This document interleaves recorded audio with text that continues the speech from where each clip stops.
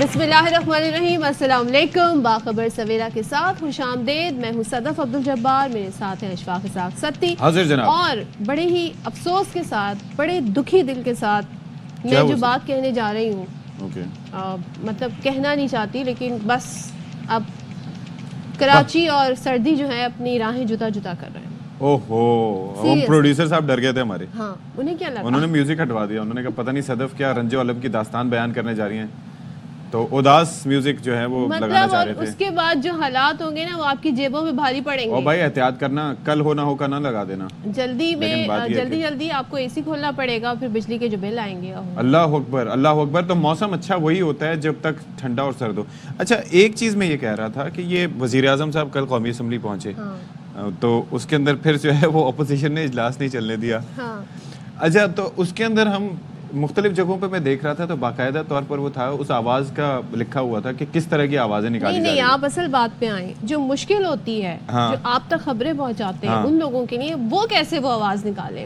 ہاں، مطلب آپ سوچیں، ہیڈ لائنز پڑھتے پڑھتے ہمارے ساتھی یا کسی کو بھی کہا جائے کہ آپ نے او بھی پڑھنا ہے ساتھ ساتھ، تو میں یہ کہہ رہا تھا متبادل کے طور پر، جیسے میں کہہ رہا تھا کہ اگر ان کو کہا جائے غیر انسانی آواز نکالی، غیر انسانی مطلب، لیکن کیا ہو اس کو، کیا یہ ان کا احتجاج کا طریقہ ہے، وہ بتا رہے۔ اچھا، لیکن دوسروں کو امتحان میں ڈال دیتے ہیں۔ لیکن ہم کیا کریں نیوز میں، ہم کیا کریں؟ میں چاہتا ہوں کہ تجویز دینا آپ کی، کیا کریں؟ وزیر اعظم ایک سٹوری بتا رہے تھے کہ جاپان میں کچھ واقعہ کچھ ریلیٹ کر رہے تھے، تو اس طریقے سے وہاں پہ ہوتا ہے، تو اس کو انہوں نے ایشو بنایا ہے۔ اب وہ احتجاج کا انہوں نے وہ طریقہ نکال دیا۔ اور یہاں پر وقتہ پڑا ہوا ہے باقی لوگوں کو، ہیں پریشانی کا شکار ہے۔ خاص طور پہ جو آپ لوگ تک خبریں پہنچاتے ہیں نا، ان کے لیے بڑی مشکل اس وقت ہو گئی ہے کہ تو وہاں پر کیا ترمیم کریں؟ کیا انہوں نے آوازوں کو کیا قرار دیا؟ غیر انسانی آواز کیسے کہیں بھائی؟ یہ نہیں ہے غیر انسانی آواز، غیر انسانی آواز نہیں ہے۔ چلیں، تو بعض اوقات تو وہ ویڈیو بھی لگ جاتی ہے نا کہ کس جانور کی آواز نکالی جاتی ہے۔ لیکن بہرحال بات یہ ہے کہ وزیر اعظم صاحب پہنچے تو پھر اپوزیشن نے پھر ان کی ایک نہ چلنے دی، اجلاس نہ چلنے دیا، اور پھر نعرے بازی بھی ان کی جانب سے کی گئی۔ اپوزیشن لیڈر عمر ایوب صاحب خاصے ایکٹیو دکھائی دیے، تو یہ سارا کچھ اسمبلی میں ہوتا رہا، تو یہ بڑے مسائل ہیں۔ جب بھی سامنا ہوتا ہے نا، ویسے تو ہمیں وزراء نظر نہیں آتے، لیکن جب آتے ہیں تو پھر یہی ماحول ہمیں دیکھنے کو ملتا ہے۔ سنا ہے کوئی قانون سازی بھی ہونی ہے جس کے لیے پارلیمنٹ کا مشترکہ اجلاس بلانے کے فیصلہ کیے گا۔ وہ جمعے کے دن ہوگا، تو جمعے کے دن بڑے بڑے کام ہو جاتے ہیں پاکستان میں۔ چلیں، لیکن ہم یہاں پر بات کر رہے ہیں حکومتی اتحادی جماعتوں کی، اور بڑا ایکا ہے دونوں جماعتوں میں، پاکستان مسلم لیگ نون اور پیپلز پارٹی میں۔ لیکن کابینہ میں شامل نہیں ہے پیپلز پارٹی، مگر ہر ایشو میں، چاہے وہ ترمیم ہو آئینی یا کوئی اور ایشو ہو، حکومت بنانی ہو، پیپلز پارٹی نے بڑی سپورٹ کی ہوئی ہے پاکستان مسلم لیگ نون کو۔ لیکن کافی دنوں سے بہت سارے ایسے ایشوز ہیں جس پر ہم نے دیکھا پیپلز پارٹی اپنی آواز اٹھا رہی ہے، اور وہ یہ کہہ رہی ہے کہ بھائی آپ ہمارے اتحادی ہیں، آپ ہم سے مشورے تو کریں، آپ کوئی فیصلے کرنے جاتے ہیں ہمیں کانفیڈنس میں نہیں لیتے اور بڑے بڑے ڈیسیجن لے لیتے ہیں۔ اب اسی طرح کا کچھ ایسا ہوا، سینٹ میں اظہار خیال کر رہی تھی سینیٹر شیری رحمان صاحبہ، اور انہوں نے کہا کہ پانی سندھ کا بہت بڑا مسئلہ ہے، زمینیں بنجر ہو رہی ہیں، کمرشل فارمنگ اگر کرنی ہی ہے، ملک کو مزید قحط سالی کا شکار لیکن اس کے لیے نہیں بنایا جا سکتا۔ کہا کوئی نئی مجبوری ہے، معاہدہ ہو گیا ہے تو ہم سے بات کی جائے۔ اب یہ بڑا ایشو ہے، معاہدہ ہوا ہے اگر کوئی تو بھائی بات کر لیں۔ اچھا، یہ جو پانی کا مسئلہ ہے نا، اس کے اوپر بیسکلی ان کا یہ کہنا ہے کہ اپنے حصے کے پانی سے اگر نہریں نکالتا ہے، یہ عرفان صدیقی صاحب نے کہا تھا، تو اس پہ اعتراض نہیں ہونا چاہیے۔ لیکن اس پر شیری رحمان نے یہ کہا کہ بھائی یہ جو ارسا کی جانب سے یہ جو اعداد و شمار دیے جاتے ہیں نا، یہ بھی مشکوک ہیں، ہمیں اس پہ بھروسہ نہیں ہے کہ یہ چکر کیا ہے۔ تو بہرحال کیا کہا شیری رحمان صاحبہ نے اور کیا کہا عرفان صدیقی صاحب نے، آپ کو پہلے وہ دکھاتے ہیں۔ اور بھائی کسی بھی علاقے نے ترقی کرنی ہے تو وہاں پر ہر طرح کی سہولیات ہونی چاہیے۔ خاص طور پہ ہم روڈ، موٹر ویز ان کی بات کریں تو یہاں پر قرارداد منظور ہو گئی ہے سندھ اسمبلی میں حیدرآباد تا سکھر موٹر وے تعمیر کرنے کی، اور متفقہ طور پر ہوئی ہے۔ تو یہ کتنی بار اس ایشو کو جو ہے ہائی لائٹ کیا ہے۔ ویسے ایک چیز یہ ہے کہ اگر آپ سکھر تک جب آتے ہیں، سکھر سے ملتان آپ جائیں یا اس سے آگے پنجاب میں کہیں پر بھی جائیں، تو وہاں پر ایک الگ ہی آپ کو دنیا نظر آتی ہے، یعنی کہ گاڑی آپ کی بھلے پرانی ہی کیوں نہ ہو لیکن اچانک سمودھ ہو جاتی ہے۔ لیکن یہاں سے جاتے جاتے ایک تو دو رویا سڑک کی وجہ سے کافی پریشانی ہوتی ہے، دوسرا آپ کو کافی محتاط، حد سے زیادہ محتاط رہنا پڑتا ہے ویسے بھی آپ کو کیونکہ وہاں پر ایک سسٹمیٹک وے میں آپ کو گاڑیاں جاتی ہوئی دکھائی دیتی ہیں، موٹر وے پولیس کا کنٹرول بھی وہاں پر کمپیریٹیولی زیادہ ہے۔ لیکن یہ خطہ اور یہ حصہ कराची से निकल के, कराची से हैदराबाद और हैदराबाद से सक्खर का ये काफ़ी मुतासिर है। चिंची है, रिक्शा है, यहाँ पे मतलब आपको लगता मतलब इसको मोटरवे नहीं कहा जा सकता, टू बी ऑनेस्ट, मंजर पेश नहीं कर रहा होता। पैसों की वसूली के एतबार से कहा जाए तो हो सकता है कि ठीक है जी, वसूली वहाँ पर अच्छी खासी हो रही है, लेकिन उससे हटके अगर डिलीवर करने की बात हो तो ये मोटरवे कहीं से भी मोटरवे नहीं दिखता अगर कंपेयर किया जाए इसको। अच्छा, लेकिन ज़ियाउल अंजार साहब इस पर क्या गुफ्तगू कर रहे थे वो आपको सुना देते हैं, और निसार खोड़ो साहब भी इस हवाले से और ही सो हो साहिबा। अच्छा, एक बड़ा वैलिड पॉइंट उठाया है वफाकी वजीर अब्दुल अलीम खान ने। उन्होंने पूछा है कि जब आपकी हुकूमत थी तो उस वक्त मोटरवे क्यों नहीं बनाई, और फिर उन्होंने कहा कि वादा करता हूँ कि 2025 में M6 शुरू कर देंगे, मोटरवे सक्खर से कराची लेकर जाएंगे। अच्छा, इन्होंने 2025 कहा तो मैंने कहा पता नहीं कब आ रहा है, 2025 में भाई हम 2025 में हम 2019 से नहीं निकले और पहला महीना खत्म होने जा रहा है। और मैं पता है क्या सोच रहा था, जैसे मैं अपने मुंह से अल्फाज अदा कर रहा था कि 2025 का है, मैंने कहा लो ये अभी 6 साल पड़े इसमें। अल्लाह Akbar, we have lost track of the time. चलें जी, तो इस पर बात कर लेते हैं। पीपल्स पार्टी की सीनियर रहनुमा और member national assembly Sharmila Farooqui साहिबा ने हमें ज्वाइन किया। Sharmila, thank you so much. बड़ा अहम इशू है, और जैसे कि हम K4 का जिक्र करते हैं, कितनी बार रीलॉन्च हुआ, इसी तरीके से ये वाले मसाइल हैं, और ये मुल्क की तरक्की के लिए रीढ़ की हड्डी की हैसियत रखते हैं। यहाँ पर तो 30 साल गुजर जाते हैं और मोटरवे नहीं बनता। फिर जब सियासतदान आपस में बात करते हैं तो वो कहते हैं जी आपका दौरे हुकूमत था, तब क्यों नहीं मुकम्मल कर लिया। अब ये किस तरह मामला जाके किस करवट बैठेगा? हाँ जी, बहुत शुक्रिया सदा। देखिए, बात ये है कि ये होते हैं मेगा प्रोजेक्ट, और मेगा प्रोजेक्ट्स कोई भी सूबा जो है वो अपने खुद से नहीं बनाता। हमेशा वफाक एक बड़े भाई की तरह उसमें अपनी शराकत दारी डालता है। जहां पर पंजाब के अंदर मोटरवेज बन रही हैं, जहां पर दीगर सूबों के अंदर मोटरवेज बन रही हैं, वहां पर सिंध का भी ख्याल रखना चाहिए। अगर आप नजर डालें फेडरल PSDP के अंदर जो हर साल बजट में आता है, तो उसमें सिंध का शेयर इंतहाई कम है। और हमारी यही शिकायत रहती है कि K4 के हवाले से, जो कि अगेन एक बहुत ही बड़ा मेगा प्रोजेक्ट है जिसमें शहर को पानी देना है, उसमें पैसे जो हैं वो कम रखे जाते हैं। मोटरवेज के लिए पैसे कम रखे जाते हैं। पहले ये जो प्रोजेक्ट था ये CPEC के अंदर जाना था। जब CPEC के अंदर नहीं गया तो उसके बाद हमने 12 ये गुजारिश करी वफाकी हुकूमत से कि आप इसके अंदर शराकत दारी करें और आप इसको बनाएं। लेकिन बात ये है ना कि this is not Sindh versus the federation and it is not Sindh versus Punjab, ये पाकिस्तान की बात है। देखिए, सिंध इस वक्त एक ऐसा सूबा है जो पूरे पाकिस्तान को जोड़ता है। सिंध में जो काश्त की जाती है, सिंध कंट्रीब्यूट करता है आपकी एग्रीकल्चर इकोनॉमी को, व्हिच इज ऑलमोस्ट। और उसके अलावा भी ट्रांसपोर्ट इज वेरी इंपॉर्टेंट। हम यहाँ, मैं वही अर्ज कर रहा था, ट्रांसपोर्ट के हवाले से तो बहुत इंपॉर्टेंट है, बिकॉज कनेक्टिविटी होती है। जी, मैं वो अर्ज करता चलूँ कि जब आप सक्खर से आगे जाते हैं ना, मुल्तान, टुवर्ड्स मुल्तान एटसेट्रा, तो आपको अलग ही दुनिया दिखाई देती है। यहाँ पर मसला, चलें 1998 में पहला मोटरवे लॉन्च हो गया, ठीक है, उस नवाज शरीफ साहब ने कर दिया। उसके बाद से आपकी गवर्नमेंट भी रही, जिस जानिब अलीम खान साहब इशारा कर रहे थे कि वफाक में 2008 ऑनवर्ड्स तो आपकी हुकूमत थी, तो फिर क्या वजह रही कि उस जानिब? नहीं, अशफाक, आप थोड़ी सी ज्यादती कर रहे हैं। जब हमारी हुकूमत आई, जब हमारी हुकूमत आई 2008 से 13 तक, जब बीबी साहिबा की शहादत हुई और पीपल्स पार्टी के फेडरल गवर्नमेंट थी, उस वक्त सिंध को उसका जो ड्यू शेयर है फेडरल PSDP के अंदर वो दिया गया। हमने पब्लिक प्राइवेट पार्टनरशिप के अंदर भी मीरपुर खास ड्यूल कैरेजवे बनाया है। हमने थर के रोड बनाए हैं। अगर आप कराची से थर जाएं तो पहले 8 घंटे लगते थे, अब आपको मुश्किल से 4 घंटे लगते हैं। वो तो किया है, लेकिन why not the federation? Sharmila, जिस तरह अभी ये मामला उठाया गया है, जिस तरह अभी बताया जा रहा है, करारदाद भी मंजूर कर ली गई है, तब ये मामला उस तरह क्यों नहीं उठाया गया? मतलब उठाए गए नहीं, देखिए उस वक्त भी मामला उठाए गए। ये पानी का जो मसला है ये आज का मसला नहीं है। अगेन आपने अभी दिखाया, शेरी रहमान साहबा बात कर रही थी, ये आज का मसला नहीं है, ये हमेशा का मसला है। सिंध को वैसे ही जो 1991 water It's easier to blame other party. It's easier to blame other party than to do the work It's not about the blame game. Unfortunately, blame game नहीं है।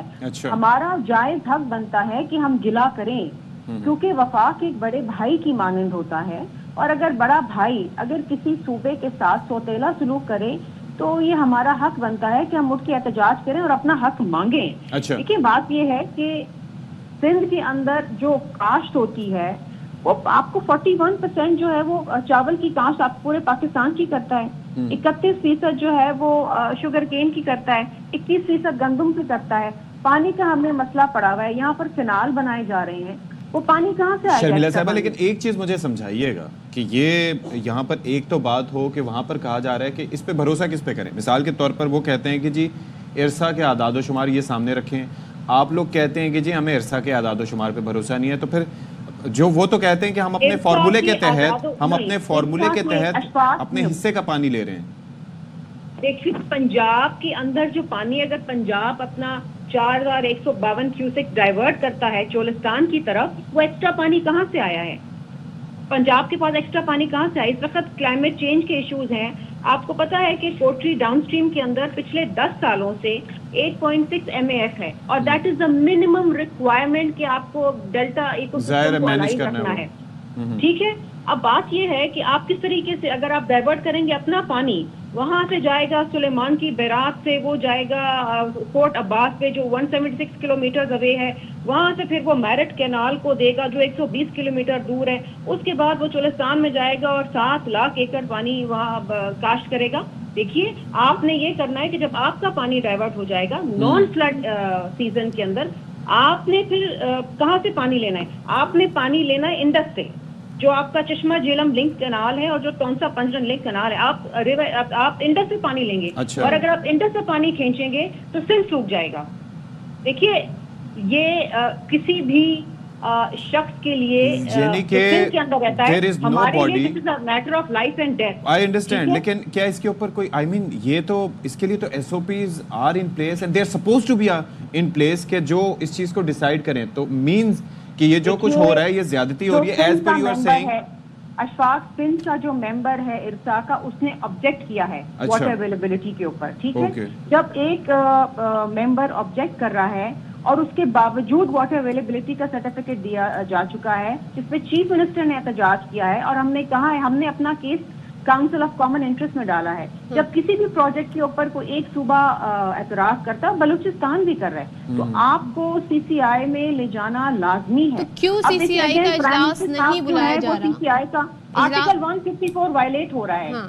आपको हर 3 महीने में बुलाना है काउंसिल की मीटिंग, लेकिन अब तक बुलाई नहीं गई है। तो इरफान सिद्दीकी तो कह रहे हैं तो फॉर्मूला तय है। कैनाल प्रोजेक्ट का एनवायरमेंटल इम्पैक्ट असेसमेंट भी होना था, जो कि नहीं हुआ। आप किस तरीके से वहां पर ये काम शुरू कर रहे हैं? आप कम से कम सिंध के एतराज़ात सुने तो सही, आप बुलाएं तो सही काउंसिल की मीटिंग। उन्होंने आपको जवाब दिया ना शर्मिला, वो ये कह रहे हैं कि फॉर्मूला तय हुआ है ऑलरेडी। देखिए फॉर्मूला तय हुआ है, लेकिन उस फॉर्मूले के तहत भी सिंध को पानी नहीं मिलता। हर साल 25 से 30% पानी कम मिल रहा है सिंध को ऑलरेडी। आप अगर वो वर्ल्ड बैंक की वाटर अवेलेबिलिटी जो उन्होंने रिपोर्ट बनाई है, अगर वही आप उठा के देख लें, तो उसमें ये साफ साफ कहा गया, and I am going to coat this because Pakistan water economy running dry, वो कहते हैं कि जी आइंदा आने वाले दिनों के अंदर 30 से 40% जो है पानी इंडस बेसन में कम हो जाएगा। आपको पता है कि आपके मुल्क के अंदर जो है वाटर स्कैसिटी है, आपको पता है क्लाइमेट चेंज हो रहा है, यहाँ पर कई साल कैद साली होती हैं, नमाजें पढ़ी जाती हैं बारिशों के लिए। ऐसे मुल्क के अंदर जहाँ पानी ही नहीं है। शर्मिला के फिर आपको याद है वो एक भाषा डैम का मंसूबा हुआ करता था, दुनिया का सबसे बड़ा रोलर कॉम्पैक्ट। जी रोलर कॉम्पैक्ट कंक्रीट डैम बनेगा, 8 मिलियन एकड़ फीट पानी की स्टोरेज उसमें होगी, और वो इंडस में ही बनना था। देखिए ना, बात ये है कि आप सुबह उठे और आपने सोचा जी हमने चोलिस्तान को हरा भरा करना है, बगैर ये देखे कि उसके एनवायरमेंटल इम्पैक्ट क्या होंगे, बजाय ये देखे हुए कि वहां पर किस तरीके से पानी पहुंचेगा। आपने एक एम्बिशियस प्लान बनाया और आपने कहा जी पंजाब डाइवर्ट कर देगा। पंजाब कैसे डाइवर्ट कर देगा? कोई एक्स्ट्रा पानी कहाँ से आ रहा है? तो चलें इस पे, सीजन जो होता है वो सिर्फ जुलाई अगस्त होता है, उसके बाद नॉन प्लस सीजन जो होते हैं, पानी कहाँ से आएगा? मेरी बात पंजाब कैसे पूरा करेगा? ये तो डिस्कशन हाईएस्ट लेवल पर फिर सदर मुमलिकत भी वहां पर इस्लामाबाद में मौजूद हैं। हम तो यही इल्तिजा कर रहे हैं कि इसको काउंसिल ऑफ कॉमन इंटरेस्ट में लेके जाएं। We have already put our case there. हमने तो सितंबर से ये केस डाला हुआ है, अभी तक काउंसिल की मीटिंग नहीं बुलाई जा रही। हुकूमत आपकी नहीं सुनेगी, वजीर आजम आपकी नहीं सुनेंगे, तो किसकी सुनेंगे? आप तो बड़े अहम इत्तेहादी हैं। हम है ना इत्तेहादी, लेकिन शायद उसका इदराक उनको नहीं हो पा रहा। बात यह है, हम तो इसको पार्लियामान में भी बात करने के लिए तैयार हैं, हम तो हर फोरम पे हमने बात की है। जो सिंध के इरिगेशन मिनिस्टर हैं उन्होंने एतराज उठाया है, चीफ मिनिस्टर ने एतराज उठाया है, एहसन इकबाल साहब से मेरे पास तो वो सारे लेटर्स मौजूद हैं ना, जो सारे बाकायदा जो टेक्निकल ग्राउंड्स के ऊपर, और हम कोई ये नहीं तो ये इशू क्या है शर्मिला, ये क्या इंटेंट का इशू है या यहाँ पर वो मामलात अंदरूने खाना आ जाते हैं कि पार्टियों के जाहिर है कि आइडियोलॉजी डिफरेंट है, चक्कर क्या है? इशू देखिए बात ये है कि जो 1991 का वाटर रिकॉर्ड है उसके तहत भी सिंध को पानी कम मिल रहा है, क्योंकि पानी है ही कम। और हर दफा ये झगड़ा होता है कि जी आपने झेलम केनाल से जो है चश्मा झेलम लिंक केनाल से सिंध का पानी ले लिया और डाइवर्ट कर दे पंजाब को। हर दफा होता है। कभी कभार तो ऐसा होता है सिंध के अंदर कि मुर्दे को नहलाने के लिए पानी नहीं होता, सिंध मुसलसल सरापा एहतजाज रहता है। अब जब पानी ही नहीं है और आप कहते हैं कि जी पंजाब अपना पानी दे देगा, अपना पानी कहाँ से लाएगा वो?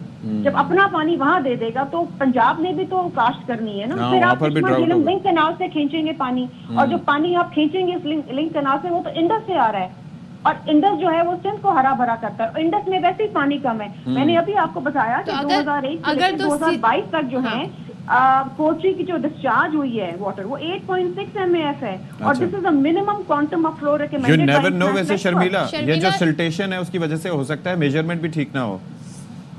देखिए मेजरमेंट, तमाम चीजें, वाटर अवेलेबिलिटी, इकोसिस्टम, तमाम चीजें, लाइनिंग, कैनाल, हर चीज अपनी जगह पर है, लेकिन पानी ही कम है। जब पानी कम है और ऑलरेडी बलूचिस्तान में भी पानी कम है, ये बताएं कि अगर अब CCI का इजलास बिल फर्ज बुला लिया जाता है तो क्या होगा? क्या नए सिरे से रिविजिट किया जाएगा? लड़ेंगे ना, देखिए हम वहाँ पर अपना मुकदमा लड़ेंगे। जब इरसा के सिंध के मेंबर ने ये कहा है कि पानी नहीं, ऑब्जेक्शन किया है, तो किस तरीके से आप वाटर अवेलेबिलिटी सर्टिफिकेट दे सकते हैं? वन मोर थिंग शर्मिला, ये अब 2025 का वादा तो किया है अब्दुल अलीम खान साहब ने, और आप ये सोचें कि हम तो रहे, मुझे लग रहा है 2019 में रहे थे, मुझे ये भी लगा कि दूर की बात कर रहे हैं कोई, तो अब वो कह रहे हैं कि अभी हो जाएगा, यानी कि ये मोटरवे शुरू करेंगे इसी साल। आई डोंट नो उनकी इंटेंट क्या, मैं उनकी इंटेंशन के ऊपर तो डाउट नहीं करूंगी। मेरा ख्याल है वो बात कर रहे हैं कि 2025-26 का जो बजट आएगा उसके अंदर पैसे मुख्तसस किए जाएंगे इसके लिए। अच्छी बात है, आप लोग मेक श्योर करेंगे ये हो जाए। हम तो अभी से एहतजाज कर रहे हैं, हम तो अभी से गुजारिश कर रहे हैं, और इंशाल्लाह हमारी कोशिश होगी कि इसमें वो पैसे रखे जाएं। देखिए K4 के लिए भी अभी पैसे जो हैं काफी जगहों से रीअप्रोप्रिएट करके, जो स्लो मूविंग प्रोजेक्ट्स है वहाँ से कोई 10 बिलियन अब रीअप्रोप्रिएट करके चीफ मिनिस्टर की गुजारिश पे प्राइम मिनिस्टर ने दिए हैं K4 के लिए। क्योंकि देखे ना, जब वक्त बढ़ता जाता है, साल गुजरते जाते हैं, तो होता ये है कि कॉस्ट ऑफ प्रोडक्शन एस्केलेट करती जाती है, और K4 के साथ भी यही हुआ कि कहाँ वो किस रकम पे शुरू हुआ था, आज कहाँ तक वो पहुंच गया। और आपको पता है कि पानी की किल्लत है कराची के अंदर। देखिए ना, कराची वो शहर है जो पूरे मुल्क को चलाता है, इट्स एन इंडस्ट्रियल हब। अब यहाँ पर अगर आप पानी नहीं होगा, सिंध को आप गैस नहीं देंगे, जो गैस निकलती है, सिंध को आप पानी ले जाएंगे और सिंध आपको रेवेन्यू कमा के दे। इस दफा भी FBR की रिपोर्ट उठा के देखें, जो लार्जेस्ट मुझे वैसे एक चीज है शर्मिला, कराची से आया है। You are right about this thing कि पानी की किल्लत, लेकिन वो नलकों में लाइनों तक नजर आती है। जब हम हाइड्रेंट माफिया को देखते हैं या वाटर टैंकर जगह जगह फौरन सर्विस देते हुए दिखाई देते हैं, तो इट सीम्स के लिए उनके लिए पानी अवेलेबल है, और वो बिकने के लिए पानी अवेलेबल है, वैसे दस्तयाब नहीं है मुफ्त में। तो ये एक बड़ा मसला है। बहुत बहुत बड़े इश्यूज हैं, इन इश्यूज को हल होने की जरूरत है। लेकिन बात ये है कि जो आपका जो कोर इशू है कि सिंध को पानी नहीं मिलता 1991 के वाटर अकॉर्ड के तहत, उसको तो पहले इम्प्लीमेंट करें आप। सबसे बड़ा तो हमारा एतराज वहाँ से है। लेट्स होप कि आपकी आवाज सुनी जाए, एहतजाज सुना जाए, और जब आप लोग ये राजी हैं कि जी मोटरवे बनना चाहिए, तो फिर अलीम खान साहब ने भी कह दिया 2025 में बनेगा, तो अब तो कोई वजह नहीं है कि ना बने। उसूलन यही होना चाहिए। Thank you so much Sharmila for your time जी। हाँ जी, अब क्या है जी, अब सुप्रीम कोर्ट में क्या हो रहा है? सदफ अब्दुल जब्बार जिस केस के हवाले से आपको अपडेट्स दे रहे थे, बड़ा इंपॉर्टेंट केस है वो, बेंचेस के इख्तियारात का केस है। 26वीं आईनी तरमीम के बाद ये मामला एक तरीके से सामने आया है। तो अब क्या हुआ है कि बेंचेस के इख्तियारात का केस मुकर्रर ना करने पर तौहीन अदालत का ये मुकदमा है। जस्टिस मंसूर अली शाह और रजिस्ट्रार सुप्रीम कोर्ट में मुकालमा हुआ। अब जरा उसका अहवाल हम आपको बता देते हैं। रजिस्ट्रार ने कहा कि आईनी बेंच का केस गलती से रेगुलर बेंच में लग गया था। تو جسٹس منصور نے اس پر کہا یہ کیس آپ سے رہ گیا اور ہمارے سامنے آ گیا، آخر اللہ نے بھی تو کوئی منصوبہ ڈیزائن کیا ہی ہوتا ہے۔ رجسٹرار نے اس پر جواب دیا کمیٹی عدالتی بینچ سے کیس واپس لے سکتی ہے، یعنی ان کا رائٹ ہے۔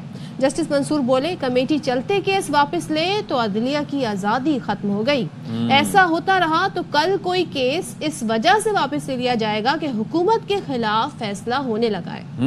جسٹس عقیل عباسی نے کہا ہمیں علم نہیں کہ موجودہ بینچ کا مستقبل کیا ہوگا، کوئی تیکھا سوال پوچھیں تو شاید یہ بینچ بھی ختم کیا جائے، کیا پتا رجسٹرار نوٹ لکھ دیں کہ بینچ ختم کیا جائے۔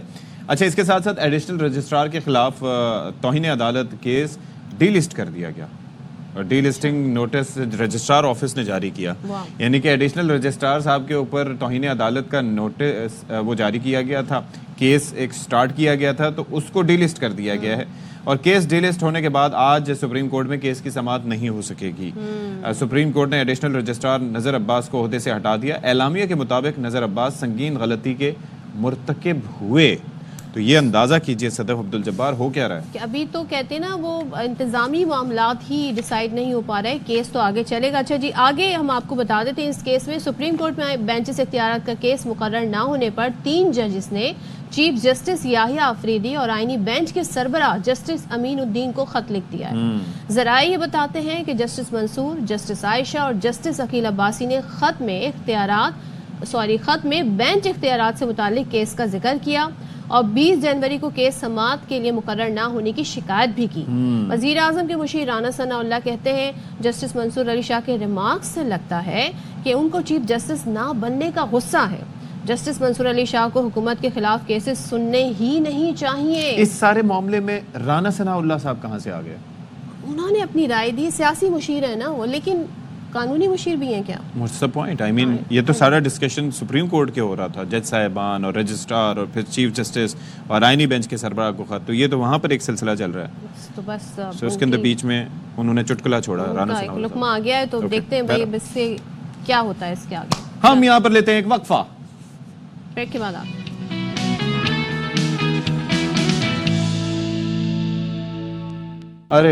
جب مطلب کسی بھی ملک میں جائیں، گھومنے جائیں، ایز اے ٹورسٹ جائیں، آپ کو بڑا اچھا لگتا ہے، آپ دیکھنا چاہتے ہیں اس شہر کی، آپ وائبز کو فیل کرنا چاہتے ہیں۔ کراچی میں جو بھی آتا ہے نا وہ ایک بات ضرور کہتا ہے کہ یہاں کی وائبز بڑی لائیولی ہیں، بڑا ہسل بسل ہے، بالکل جو اچھا لگتا ہے۔ لیکن جب آپ یہاں کی دیواریں دیکھتے ہیں تو آپ دیواروں پہ ایک تو جو نقش نگار، وہ جو پان کی پیک ہوتی ہے، وہ جو کسی نے گٹکا پھینکا ہوا ہوتا ہے وہ الگ ہے اور کچرا بھی الگ ہے۔ وال چاکنگ ویسے صدف عبدالجبار بڑا شریفانہ نام ہے، جو کچھ وہاں پر ہوا ہوتا ہے، یہ دیکھیں کتنے اچھے ہمارے بھائی ہیں، بہت سارے میسیجز اس میں کنوے کیے ہوتے ہیں۔ یہ تو بڑے شریفانہ قسم کے، ان کو تو بلر کرنے کی ضرورت ہی نہیں تھی، وہ بلر کرنے والے معاملات اور ہوتے ہیں، لیکن اس کے اندر آپ یہ دیکھیں طرح طرح کے اشتہارات ہوتے ہیں، محبوب آپ کے قدموں میں ابھی بھی، فلانا بابا فلانا یہ کرے گا، ابھی بھی تو ہم پرستی نہیں ہے جی۔ تو اب جو ہے وہ ماشاءاللہ خواتین بھی اس میدان میں عمل، بڑے میدان عمل میں ساتھ ساتھ مردوں کے، کچھ خواتین بڑا اس پہ بلیو کرتے ہیں، ابھی بھی کرتے ہیں۔ وجہ یہ ہے کہ جب کنونشنلی بعض اوقات آپ کو پتہ ہے چیزیں کام نہیں کر رہی ہو تو وہ کہتے ہیں کہ چلے جی یہ بھی ٹرائی کر کے دیکھتے ہیں، پھر اس کے بعد قد لمبا کرنے کے طریقے اور طرح طرح کے مسائل جو ہیں، ذہنی مسائل ہوں، نفسیاتی مسائل ہوں، پتہ نہیں کیا سیاسی جماعتوں کے نعرے بھی ہوتے ہیں۔ مطلب ایک دیوار کو آپ دیکھیں تو آپ کو آپ کی جو عوام ہے ان کی سوچ ایک طرح سے نظر آتی ہے کہ وہ کیا سوچ رہے ہیں، کیا کر رہے ہیں اور کس طریقے سے برداشت کر رہے ہیں۔ اب اچھی خبر یہ ہے کہ وال چاکنگ کر کے کراچی کا حسن تو کافی عرصے سے انہوں نے بالکل ہی حسن تو چھوڑا ہی نہیں ہے، تو اس کے خلاف سندھ حکومت نے سخت کارروائی کا فیصلہ کیا۔ اب یہ سخت کارروائی کیا ہے بتا دیتے ہیں۔ میئر کراچی مرتضی بہاب کی درخواست پر کراچی پولیس چیف نے وال چاکنگ کرنے والوں کے خلاف کارروائی کے لیے پولیس کو ہدایت جاری کر دی ہیں۔ شہر کے تھانوں کو وال چاکنگ میں ملوث افراد کو فوری گرفتار کرنے، اب وہ رات گئے وال چاکنگ کرتے ہیں، وہ کوئی پولیس کو دیکھ کے تھوڑی وال چاکنگ نہیں، تو وہ جو سیاسی جماعتوں کے جھنڈے لگتے ہیں، وہ جو راتوں کو یہ پورا کام ہو رہا ہوتا ہے، اس کا کیا ہوگا؟ اور صدف کتنے طرح طرح کے جو شعر لکھے ہوتے ہیں ان کا کیا ہوگا؟ مطلب کیسے شعر تو ادبی ذوق بھی لوگ اپنے حساب سے جو ہے وہ ٹرک پہ نہیں، دیواروں پہ بھی کئی لوگ لکھ جاتے ہیں، کافی کچھ لکھ جاتے ہیں۔ اچھا جی، ابھی کہا گیا ہے کہ بھائی ایسے لوگوں کے خلاف مقدمات کیے جائیں اور اشتہارات لگانے والوں کے خلاف بھی مقدمات لگائے جائیں۔ ساتھ ہی یہ بتایا گیا ہے کہ ملوث افراد کا سراغ لگا کر دیواریں انہی سے صاف کی، اچھا کام ہے۔ یہی سزا ہونی چاہیے. انہی سے دیواروں کو صاف کرانے کی ہدایت کی گئی ہے. اور بھائی اب پولیس نے وال چاکنگ کرنے والوں کی تلاش شروع کر دی. اب کیسے پولیس یہ کرے گی یہ دیکھا جائے گا. اچھا جی, اب یہ ہے کہ ہوں گے کلوز سرکٹ کیمراز نصب. وہ کہاں نصب ہوں گے جناب علی؟ تھانوں میں. مرکزی دروازے پہ ہوگا پہلا جی, اس کے بعد احاطے میں ہوگا پہلا, پھر ایس ایچ او صاحب کے کمرے میں ہوگا, ہیڈ محرر کے کمرے میں جہاں پر مقدمہ درج ہوتا ہے, ڈیوٹی افسر اور رپورٹنگ سینٹر روم اور لاک اپ میں بھی سی سی کیمروں کی تنصیب ضروری ہوگی. میرے خیال میں یہ ایک اچھا قدم ہے. ویسے اب بھی سی سی ٹی ویز ہوتے ہیں لیکن یہ کیا جائے گا. تو افضل خان ہمارے ساتھ موجود ہیں, ان سے ذرا جان لیتے ہیں. افضل بھائی, ابھی بھی ہم جاتے ہیں تو یہ جو تھانے وغیرہ ہوتے ہیں تو ان میں سی سی ٹی ویز نظر آ جاتے ہیں, لیکن اب یہ کچھ مزید کیا جا رہا ہے, مطلب پہلے نہیں تھے یا اب مزید ہوں گے, کیا چکر ہے؟ یہ دعوے احکامات پھر نئے دعوے نئے احکامات, یہی سلسلہ جو ہے وہ سندھ پولیس خصوصاً کراچی پولیس کے اندر جاری ہے. جو کیمرے جن کیمروں کی آپ بات کر رہے ہیں وہ پولیس نے نہیں لگائے کہ تاجروں نے لگائے ہیں. کمیونٹی پولیسنگ کے نام پر تاجروں سے کراچی کے تھانوں میں اور مختلف شاہراہوں پر کیمرے لگائے گئے تھے. سوال یہ پیدا ہوتا ہے کہ جو پولیس کا بجٹ ہے وہ کہاں جاتا ہے. یہ جو نئے احکامات دیے گئے اس کے بعد تو کوئی کیمرہ لگایا ہی نہیں گیا کسی تھانے کے اندر. اس سے پہلے جو کراچی کے ماڈل تھانے تھے وہاں پر سی سی ٹی وی کیمرے ضرور لگے ہوئے تھے. اس کے بعد ابھی جو احکامات دیے گئے ہیں تو ایس ایس پیز کو کہا گیا ہے کہ وہ تھانوں کے اندر کیمرے لگائیں. ایس ایس پیز نے ایس ایچ اوز کو کہہ دیا. ایس ایچ اوز پہلے سے ہی گلا شکوہ کرتے ہیں کہ ہمارے پاس گاڑیوں کا فیول پورا کرنے کے پیسے نہیں, گاڑیوں کے ٹائر جو پنچر ہیں, موبائلز خراب ہو کر تھانوں کے اندر کھڑی ہیں, وہ ٹھیک کرنے کے پیسے نہیں ہے. تو اب ہم کہاں سے جو ہے وہ سی سی ٹی وی کیمرے لگائیں؟ الگ سے بجٹ نہیں یہ تو ایک مختص بات کیا ہو گئی. گیا. دوسری بات جی دیکھیں بجٹ مختص نہیں کیا گیا, صرف احکامات دیے گئے ہیں. دوسری بات یہ ہے کہ یہ تو ایس ایچ اوز کا موقف تھا, لیکن جو تھانے دار ہیں وہ دراصل کیمرے لگانا بھی نہیں چاہتے کیونکہ کوئی بھی نہیں چاہتا کہ اس کی مانیٹرنگ ہو. وہ جو وہاں پر سیاہ سفید کر رہا ہے اسے کوئی دیکھ سکے, اسی لیے ایس ایچ اوز لگاتے ہی نہیں ہیں. آئی جی صاحب نے تو احکامات دے دیے. ایسے احکامات گزشتہ 15 سالوں سے میں کرائم رپورٹنگ کر رہا ہوں, متعدد مرتبہ پولیس افسران کی جانب سے سن چکا ہوں کہ جو ہے وہ سی سی ٹی وی کیمرے لگائے جا رہے ہیں, افتتاح ہو رہا ہے, کیمرے تو ظاہر ہے لیکن ہوتا کچھ کیمرے لگ بھی جائیں تو ان کی تار تور خراب ہونا کوئی معمولی کوئی بڑی بات تو نہیں ہے نا, وہ تو ہو جاتی ہے نا کبھی. سر کیمرے لگے ہوئے ہونے کے باوجود مانیٹرنگ کا نظام اتنا ناقص ہے کہ متعدد تھانوں کے اندر جہاں کیمرے تھے وہاں پر بھی کرپشن ہوتی رہی. لوگوں کو جو ہے وہ اغوا کر کے وہاں پر لا کے رکھا جاتا رہا, ان سے تاوان وصول کیا جاتا رہا. یہ جب باتیں میڈیا میں آ جاتی ہیں تو پھر اس کے بعد جو اعلیٰ پولیس افسران ہیں ان کے کان تو کھڑے ہو جاتے ہیں اور پھر نوٹس لے لیتے ہیں اور تھانے داروں کو اور اہلکاروں کو معطل کر دیتے ہیں. لیکن اس معاملے کو صحیح معنی میں شفاف طریقے سے اس کے اوپر ایک ٹرانسپیرنسی کے ساتھ کام کرتا ہوا کوئی نظر نہیں آیا. شہر کے اندر مختلف مقامات پر جو سی سی ٹی وی کیمرے ہیں اس میں سے بیشتر سی سی ٹی وی کیمراز جو ہے وہ تاجروں نے لگایا ہے, بزنس کمیونٹی نے لگایا ہے. وہ بزنس کمیونٹی کے لوگ بھی ان کیمراز کا جب افتتاح ہوتا ہے وہاں پر موجود ہوتے ہیں, لیکن کوریج صرف پولیس افسران کی ہوتی ہے. اچھا ایک چیز تو یہ تو ایک بہت بڑا المیہ ہے. افضل یہ جو باڈی کیمز کا سلسلہ شروع ہوا تھا ٹریفک پولیس اہلکاروں کے پاس, لیکن اس کے باوجود اپنے اطراف میں دیکھ رہا ہوتا ہے, یعنی کہ یہیں پر جہاں پر سائٹ ایریا سے اپنے دفتر سے نکلے ہیں یہ پل کے پاس پہنچے ہیں تو وہاں پر اتنی ماشاءاللہ 3-4 پولیس اہلکار ٹریفک پولیس اہلکار ڈیلنگ میں لگے ہوتے ہیں. تو یہ باڈی کیمز کیا ہر کسی کو نہیں ملے, یا اگر ملے ہیں تو پھر یہ ایکٹیویٹ کیسے ہوتے ہیں؟ اب ان کی مرضی سے ہوتے ہیں یا آٹومیٹک کوئی سسٹم ہے, کیا ہوتا ہے یہ دیکھیں نا, ابھی آپ نے خود بات کر دی ہے. یہ جب باڈی کیم آئے تھے اس کا کتنا شور ہوا تھا, کتنی میڈیا کوریج ہوئی تھی, لیکن اس کے بعد وہ باڈی کیم جن کو ملے بھی انہوں نے وہ باڈی کیم بجائے اپنے جسم کے اوپر آگے کی سائڈ پہننے کے انہوں نے پیچھے لگا دیے. اب وہ پیچھے کی طرف مانیٹرنگ کر رہے ہیں, آگے وہ کرپشن کر رہے ہیں. کسی کی نظر میں آ سکتا ہے, نہیں آ سکتا. تو یہاں پر کوئی بھی اگر کام کیا جاتا ہے اس کا توڑ پہلے سے جو ہے وہ سوچ لیا جاتا ہے. افضل اس کی مانیٹرنگ بھی تو ہوگی, اس کی کچھ پوچھا جاتا ہوگا کہ بھائی یہ کیا تھا, کچھ معلومات تو اس کی لی جاتی ہوں گی نہیں؟ تو یہی تو سوال ہے نا کہ پوچھا کیوں نہیں جاتا. جب کیمرہ ایک بندہ کمر کے پیچھے لگا رہا ہے اس سے پوچھا کیوں نہیں جاتا. اور سب سے بڑی بات یہ ہے کہ وہ باڈی کیم ابھی کہاں ہے. 23 गाड़ियां आई थी, उनमें जदीद कहा कैमरे लगे हुए हैं और शहर की शाहराहों पर चलते हुए नजर आएंगे और अब जो है वो कोई मुजरिम बच नहीं सकेगा। फिर उसके बाद वो गाड़ियां कहाँ चली गई हैं, वो स्मार्ट कार्स कहाँ हैं, वो सारी चीज़ें कहाँ हैं?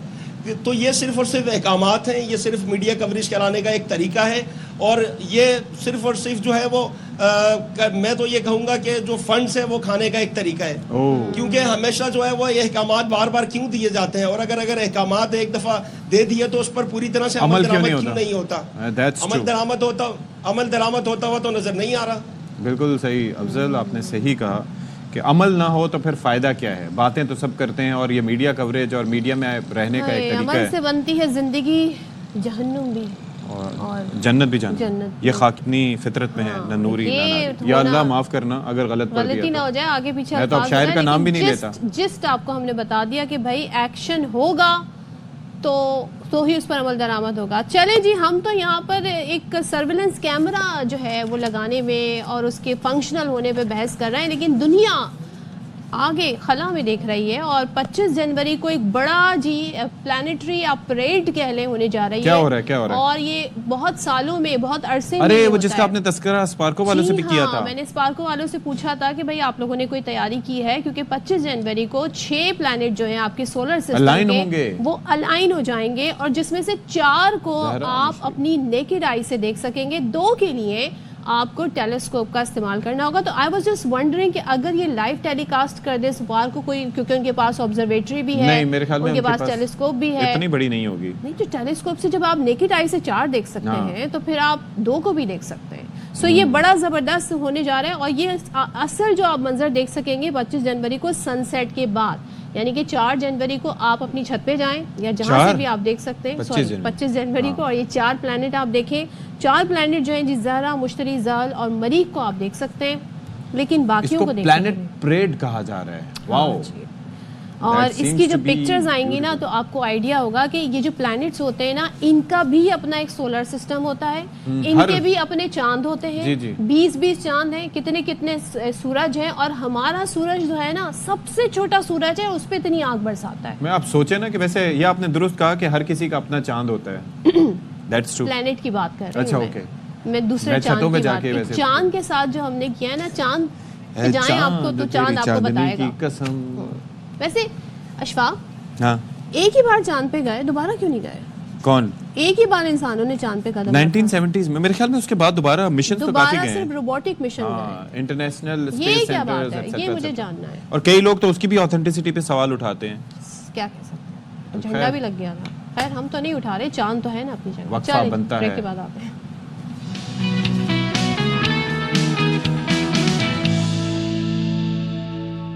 Welcome back once again. सेहत आमा से मुतालिक बात करते हैं और ज़ाहिर है इससे हमारी मालूमात में भी इजाफा होता है। पाकिस्तान में जहाँ बहुत सारे इश्यूज़ हैं वहाँ पर हम देख रहे हैं कि एनीमिया की बीमारी बहुत आम हो चुकी है। इसमें क्या होता है, आपकी जो बॉडी है उसमें जो रिक्वायर्ड रेड सेल होते हैं, ब्लड रेड सेल होते हैं, वो नहीं होते, या यूँ कह लें कि हीमोग्लोबिन नहीं होता उस तादाद में जो ऑक्सीजन कैरी करता है आपकी बॉडी के, या फिर वो ब्रोकन होते हैं या फिर वो इतने ताकतवर नहीं होते, जिनकी वजह से, और एनीमिया की कई रीजंस हो सकती हैं। अगर आप अपना HB टेस्ट कराते हैं या CBC कराते हैं, मतलब कंप्लीट ब्लड काउंट, तो उसके अंदर फिर ये चीज़ आती है जिससे आपको आइडिया होता है। आइडियली वैसे मर्द और ख़वातीन का होते हैं कि आप फटीग होती है, क्योंकि ज़ाहिर है कि आपको शॉर्टनेस ऑफ ब्रेथ होती है और सीरियस इलनेस भी हो सकती है। तो इसका क्या इलाज किया जा सकता है? तो साकिब अंसारी साहब हमारे साथ मौजूद हैं, जो कि माहिर अमराज खून हैं और हमारे स्टूडियोज़ में भी कई दफ़ा तशरीफ़ लाया करते थे, लेकिन आज हमें पता चला है कि वो स्टूडियो तशरीफ़ नहीं लाए, बल्कि वो वीडियो लिंक के ज़रिए हमारे साथ मौजूद हैं। तो ज़रा उनसे बात कर लेते हैं। बहुत शुक्रिया सर आपके वक्त के लिए। और अंसारी साहब ज़रा फरमाइएगा, ये एनीमिया या खून की कमी का मर्ज़, वैसे तो ज़ाहिर है कि एट टाइम्स हम भी अपना ब्लड टेस्ट कराते हैं तो उसके अंदर आ जाता है जी, नीचे नोट लिखा हुआ कि जी ये HB इतना नहीं है जितना होना चाहिए, लेकिन बेसिकली इसकी वजूहात क्या होती हैं? जेनेटिक होती हैं या फिर हमारा कोई लाइफस्टाइल कुछ ऐसा है, या खुराक हम अच्छी नहीं खाते, क्या वजह है? बिस्मिल्लाहिर्रहमानिर्रहीम। आपने बहुत दुरुस्त तमहीद बांधी आप दोनों ने और सही तवज्जो दिलाई। पाकिस्तान में मैं तो इसको डिवाइड करूँगा एज ग्रुप्स में और सोशियो इकोनॉमिकल में भी डिवाइड किया जा सकता है, मगर अफसोस की बात यह है कि एक तो वो ग्रुप है कि जिसको बेचारे को गाय बकरे का गोश्त मुहैया ही नहीं है, उनको मिलता ही नहीं है। बकरीद के अलावा वो एक ब्लेसिंग है बकरीद की कि ہر ایک کو گوشت مل جاتا ہے ورنہ پورے سال. تو جہاں غربت اور اناج تک رسائی ممکن نہیں ہے, جہاں وہاں وہ مسائل تو اپنی جگہ موجود ہیں, مگر وہاں پہ بھی اگر تعلیم دی جائے تو کھجور ایک سستی ترین غذا ہے کہ جو آئرن ڈیفیشنسی اور طاقت کے لیے بہترین ایک ذریعہ ہے. اسٹیٹسٹکس یہ بتاتی ہیں کہ پاکستان میں leading cause of anaemia nutritional anaemia ہے, اور نیوٹریشنل انیمیا کی ایک ریزن تو جیسے ہم نے بات کی کہ شاید غربت کی وجہ سے لوگوں تک رسائی نہیں ہے, مگر ایک بہت ہی تشویشناک بات ہے جو شہری زندگی میں آپ کو نظر آئے گی, اور آپ لوگ اس کو شاید سیکنڈ کریں, کہ جو جنک فوڈ اور یہ جو چکن کا زیادہ استعمال اور یہ بیلنس ڈائٹ کا نہ ہونا, سبزی پھل کا غذا میں موجود نہ ہونا, گائے کے گوشت کا استعمال کم کرنا, چکن کا استعمال بڑھانا, یہ چیزیں بڑی تشویشناک ہیں. اور بہت ہی ہائی کلاس, بہت امیر گھرانے کے بچے بہت شدید خون کی کمی کے ساتھ پائے جاتے ہیں. کہہ رہے ہیں کہ ٹین ایجر جو ہیں وہ زیادہ اس کا شکار ہیں, یہ میں درست کہہ رہی ہوں؟ اور دوسری چیز یہ ہے کہ ہر خوراک کا مطلب یہ نہیں ہے کہ وہ اچھی خوراک ہی ہو یا بیلنسڈ بھی ہو.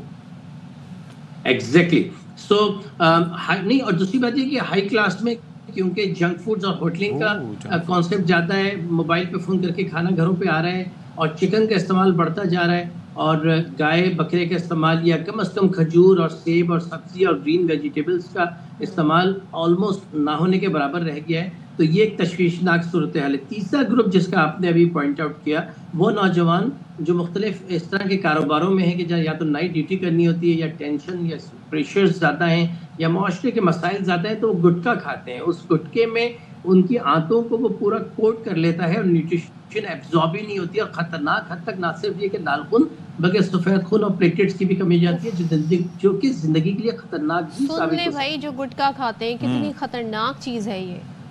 تو ڈاکٹر صاحب اس کی علامات پھر بتائیں کیا ہوتی ہیں, کیونکہ ہمارے یہاں بہت سارے لوگوں کو نہیں پتا ہوتا کہ وہ خون کی کمی کا شکار ہے. جی, اس میں ایک لاسٹ گروپ رہ گیا, وہ بچیاں جو کہ 13-14 سال میں داخل ہو رہی ہوتی ہیں, ان میں بھی خون کی کمی, خون کے ضائع ہونے کی وجہ سے زیادہ ہوتی ہے, اور پیچھے سے ان کی نیوٹریشن کا بھی وہ خیال نہیں رکھا جاتا. تو اسکولوں میں اس ایجوکیشن کی اور آپ کے میڈیا کے ذریعے سے ایجوکیشن کی ضرورت ہے کہ یہ گٹکا سنڈروم, اس کو میں کہتا ہوں کہ جن نوجوانوں نے گٹکے کا تماشا مچایا, اربوں روپے کا گٹکا کھاتے ہیں, اور پھر اس کے بعد ان کی انٹسٹائن جو ہے وہ ڈیمیج ہو جاتی ہے, فوڈ ایبزارپشن ختم ہو جاتی ہے. وہ ہائی سوسائٹی کے یا مڈل کلاس کے لوگ جن کے بچے صرف جنک فوڈ اور چکن اور برگر کھا کے جو ہیں اپنی نیوٹریشن کو سیریسلی کمپرومائز کر رہے ہیں, اور وہ بچیاں جو پڑھائی کی دیوانگی اور کریز میں پڑھائی کی مطلب وہ نہ کھاتی ہیں, نہ پیتی ہیں, نہ سوتی ہیں, وہ پڑھتی رہتی ہیں. تو یہ وہ سارے اسپیکٹرم ہے جو ہمیں نظر آ رہے ہیں, اور ظاہر ہے ان سب کے اوپر جو غربت کا عنصر ہے وہ ہے کہ نیوٹریشن تک رسائی ہمیں اس سے بھی. اگر ہم سمٹمز اور اس کے کچھ ہم حل کی طرف بھی چلے جائیں تو پھر کچھ آسان. سانس پھولنا, چلتے ہوئے سانس پھولنا, بچے کو جس کو آپ گورا سمجھ رہے ہیں وہ گورا نہیں ہے, وہ بچہ آپ کا پیلا ہوئے جا رہا ہے, وہ سفید ہوئے جا رہا ہے, اس میں خون کی کمی ہو رہی ہے, ہارٹ بیٹ محسوس کرنا, دل کی دھڑکن کا محسوس کرنا, اور ریپیٹڈلی انفیکشن ہونا ارلی ایج میں. یہاں تھیلیسیمیا کا ذکر ضروری ہے کیونکہ پاکستان جی تھیلیسیمیا کے مریض موجود ہیں, اور تھیلیسیمیا مائنر جو کہ 1 کروڑ کے قریب موجود ہیں, وہ بھی اینیمک ہوتے ہیں. تو جینیٹکلی انہیریٹڈ ڈیزیزز بھی ہم ایک اوشن میں ہیں, ایک پول ہے ہمارا, اور ایکوائرڈ ڈیزیزز بھی. تو سائن سمٹمز کی جو آپ بات کر رہی ہیں, سانس کا پھولنا, ریپیٹڈ انفیکشنز ہونا بچوں میں, نمونیا ہونا, ڈائریا ہونا, یہ سب کچھ اینیمیا سے ریلیٹڈ ہوتے ہیں کیونکہ آپ کی امیونٹی ویک ہو جاتی ہے, اور بخار بھی آپ کو بار بار آ سکتا ہے. چلیں جی, thank you so much. Thank you so much. ہمارے ساتھ بھائی اب کھانا پینا اچھا رکھیں, بیلنس ڈائٹ کھائیں, اور سپلیمنٹ کا جنک فوڈ کا مطلب یہ نہیں ہے کہ آپ اچھا کھانا کھا رہے ہیں. Let's hope for the best. دعا گو ہیں کہ حالات بہتر ہوں. یہاں پر ہم بریک لیتے ہیں, بریک کے بعد آتے ہیں.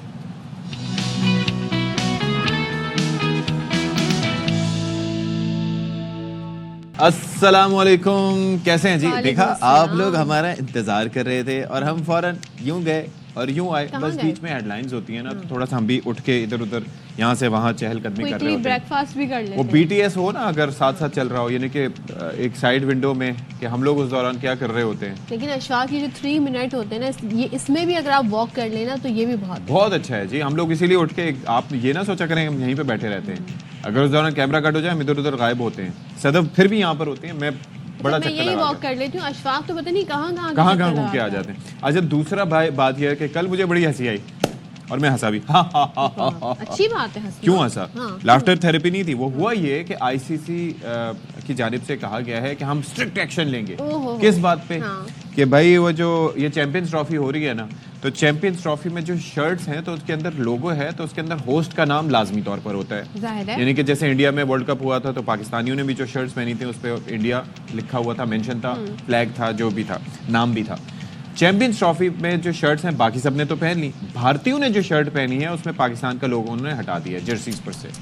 यानी कि शर्मनाक बात है उनके लिए, और इंतहा पंसदी, घटियापन, क्या मैं इसको नाम दूं, छोटा दिल, ये सारा कुछ उन्होंने किया। पैटी मेंटालिटी में ऐसे कहूंगी। और उसके ऊपर मजाक ये कि आईसीसी जिसके सरबराह कौन है, जयशाह कहाँ से ताल्लुक रखते हैं? इंडिया से। इससे पहले वो उनके पास ओहदा क्या था? बीसीसीआई की सदारत का। तो वो क्या है, बहुत सारे ओहदे थे तो उनकी सरबराही में आईसीसी ये कह रही है कि हम कार्रवाई करेंगे।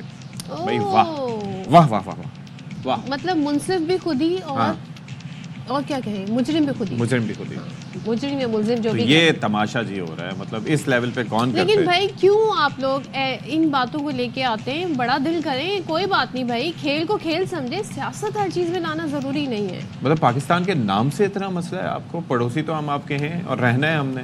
वैसे मैंने देखा है जब ग्राउंड में दोनों मुल्कों के प्लेयर्स होते हैं, बड़ी अच्छी इनकी अलग भाई प्लेयर्स की ताल्लुक आपस में अच्छे हैं, प्लेयर्स अच्छे हैं, लेकिन ये हुकूमती सतह पर ये डिसीजन मेकिंग आई थिंक कैसे होती है, और बीसीसीआई का इसमें रोल क्या है? लेकिन अब देखें आईसीसी अंडर जय शाह क्या डिसीजन ले, विल सी चैंपियंस ट्रॉफी के मैचेस से ज्यादा I am looking forward to that. चलिए जी, ठीक है जी। अब जी जरा हम आ जाते हैं वापस एक और अहम इशू पर, और वो ये होता है कि जब बाहर का सीजन आता है, स्प्रिंग सीजन आता है, तो खास तौर पर बड़े फेस्टिवल होते हैं और पतंगबाजी भी बहुत होती है। लेकिन अब पंजाब में ये इशू काफ़ी दिनों जो है वो हमने देखा पिछले सालों में बड़ा रेज हुआ था, और वो ये था कि जो उसकी डोर होती है, धाती डोर, उसके फिरने से जी हाँ लोगों की जिंदगियां चली गई। तो उस पे पंजाब ने बहुत पहले काफ़ी सख्त एक्शन भी लिया, और अब भी इस बार कहा गया है कि जो पतंगबाजी करेगा उससे पकड़ा जाएगा और नाकाबिले ज़मानत। अच्छा, पहले ये होता था कि मामलात डोर तक थे कि भाई मखसूस डोरें इस्तेमाल ना हो, लेकिन फिर उसके बाद होना ये शुरू हुआ कि ये जब पतंगें कट जाती थी और कटने के बाद अपनी डोर समेत ट्रैवल करती करती जाती थी, तो जो बाइक सवार लोग होते थे, हमने ऐसे अंदोहनाक वाक़यात देखे हैं। आप यकीन कीजिए कि एक नौजवान, मुझे याद है अच्छी तरीके से, वो बाइक पे जा रहा था, उसकी चंद दिन बाद शादी थी और उसके गले पे डोर फिर गई, और उसके बाद आप ये देखिए, ये फैसलाबाद का इंसिडेंट, और आप ये देखिए उसके बाद वो सड़क पे पड़ा हुआ है और वो कह रहा है कि मुझे बचा लो। अरे बच्चे छोटे छोटे बच्चे, उनके साथ ये वाक़यात हुए, और क्या इस पर कहें। लेकिन बहरहाल पंजाब असेंबली ने इस पर एक एक्ट भी 2024 मंजूर किया जिसे पतंगबाजी मुआमनत का तरमीमी एक्ट कहा जाता है, और अब ख़ास तौर पे इस मुतालिक जो भी मवाद होगा इसकी तैयारी, नकल अमल पर मुकम्मल पाबंदी लगा दी गई है। तो अमल दरामद कैसे होगा? तो बाबर खान हमें मज़ीद तफसीलात इससे मुतालिक बताएंगे कि भाई बाबर, क्या जुर्माने होंगे, क्या सज़ा होगी, क्या सिलसिला होगा, बताइएगा ज़रा इस मुतालिक। देखें बिल्कुल जी, कल हुकूमत पंजाब ने जो एक बिल मंजूर किया है उस पर अमल दरामद कराने के लिए जो पुलिस है वो भी मुतहरक हो गई है। जो पतंगबाजी है उस पर मुकम्मल तौर पर पाबंदी आयद कर दी गई है। अच्छा। बिल के मुताबिक जो बच्चा पहली मरतबा उड़ाएगा पतंगबाजी उसको 50,000 रुपया जुर्माना, अगर वही बच्चा दोबारा पतंगबाजी करेगा तो उसको 1 लाख रुपये जुर्माना, जबकि 5 से 7 साल तक की सज़ा भी सुनाई गई है, 50 लाख रुपये जुर्माना भी। और इसके अलावा पुलिस का ये कहना है कि जहाँ पर ये पतंगें तैयार होती हैं उनको क्रैक डाउन किया जाएगा। अब बात यह है कि ये ऑनलाइन कारोबार हो रहा है। अब 2 तारीख को बसंत अनाउंस की गई है कसूर में, जो बिल्कुल लाहौर के बिल्कुल साथ है, बॉर्डर पे है, वहाँ पर भी बसंत अनाउंस की गई है। उसके अलावा गुज़श्ता साल फैसलाबाद में भी बसंत हुई थी। आज से चंद रोज़ कबल लाहौर में डिफेंस के इलाका में गर्दन पर डोर फिरने से नौजवान शदीद जख्मी हुआ था। जब पुलिस का यह दावा है कि हम पतंगबाजी पर पाबंदी करवाएंगे, लेकिन अगर लाहौर के दाखिली और खारजी रास्तों पर सिक्योरिटी को सख्त कर दिया जाए, जो बाहर से पतंगें आती हैं लाहौर में वहीं पे पकड़ी जाए। यहाँ पर अभी भी आप चले जाएं मोची दरवाज़ा में इस वक्त भी पतंगबाजी की खरीदो फरोख्त हो रही है, डोर की भी हो रही है, दाती तार भी बिक रही है। समझाइए पुलिस एक अरसे से आप ये चीज़, और आपको पता है कि ये सेलिब्रेशंस बाहर की आमद पर बसंत मनाई जाती थी, पतंगबाजी होती थी, اپنے کالج ڈیز میں میں بھی لاہور آیا تھا اور میں نے یہ منظر دیکھا, لیکن اس وقت بڑا یہ ایک فیسٹیو قسم کا یہ ماحول ہوتا تھا, چھتوں پر یہ باقاعدہ پتنگ بازی ہوا کرتی تھی, لیکن اس وقت اتنے حادثات رپورٹ نہیں ہوتے تھے.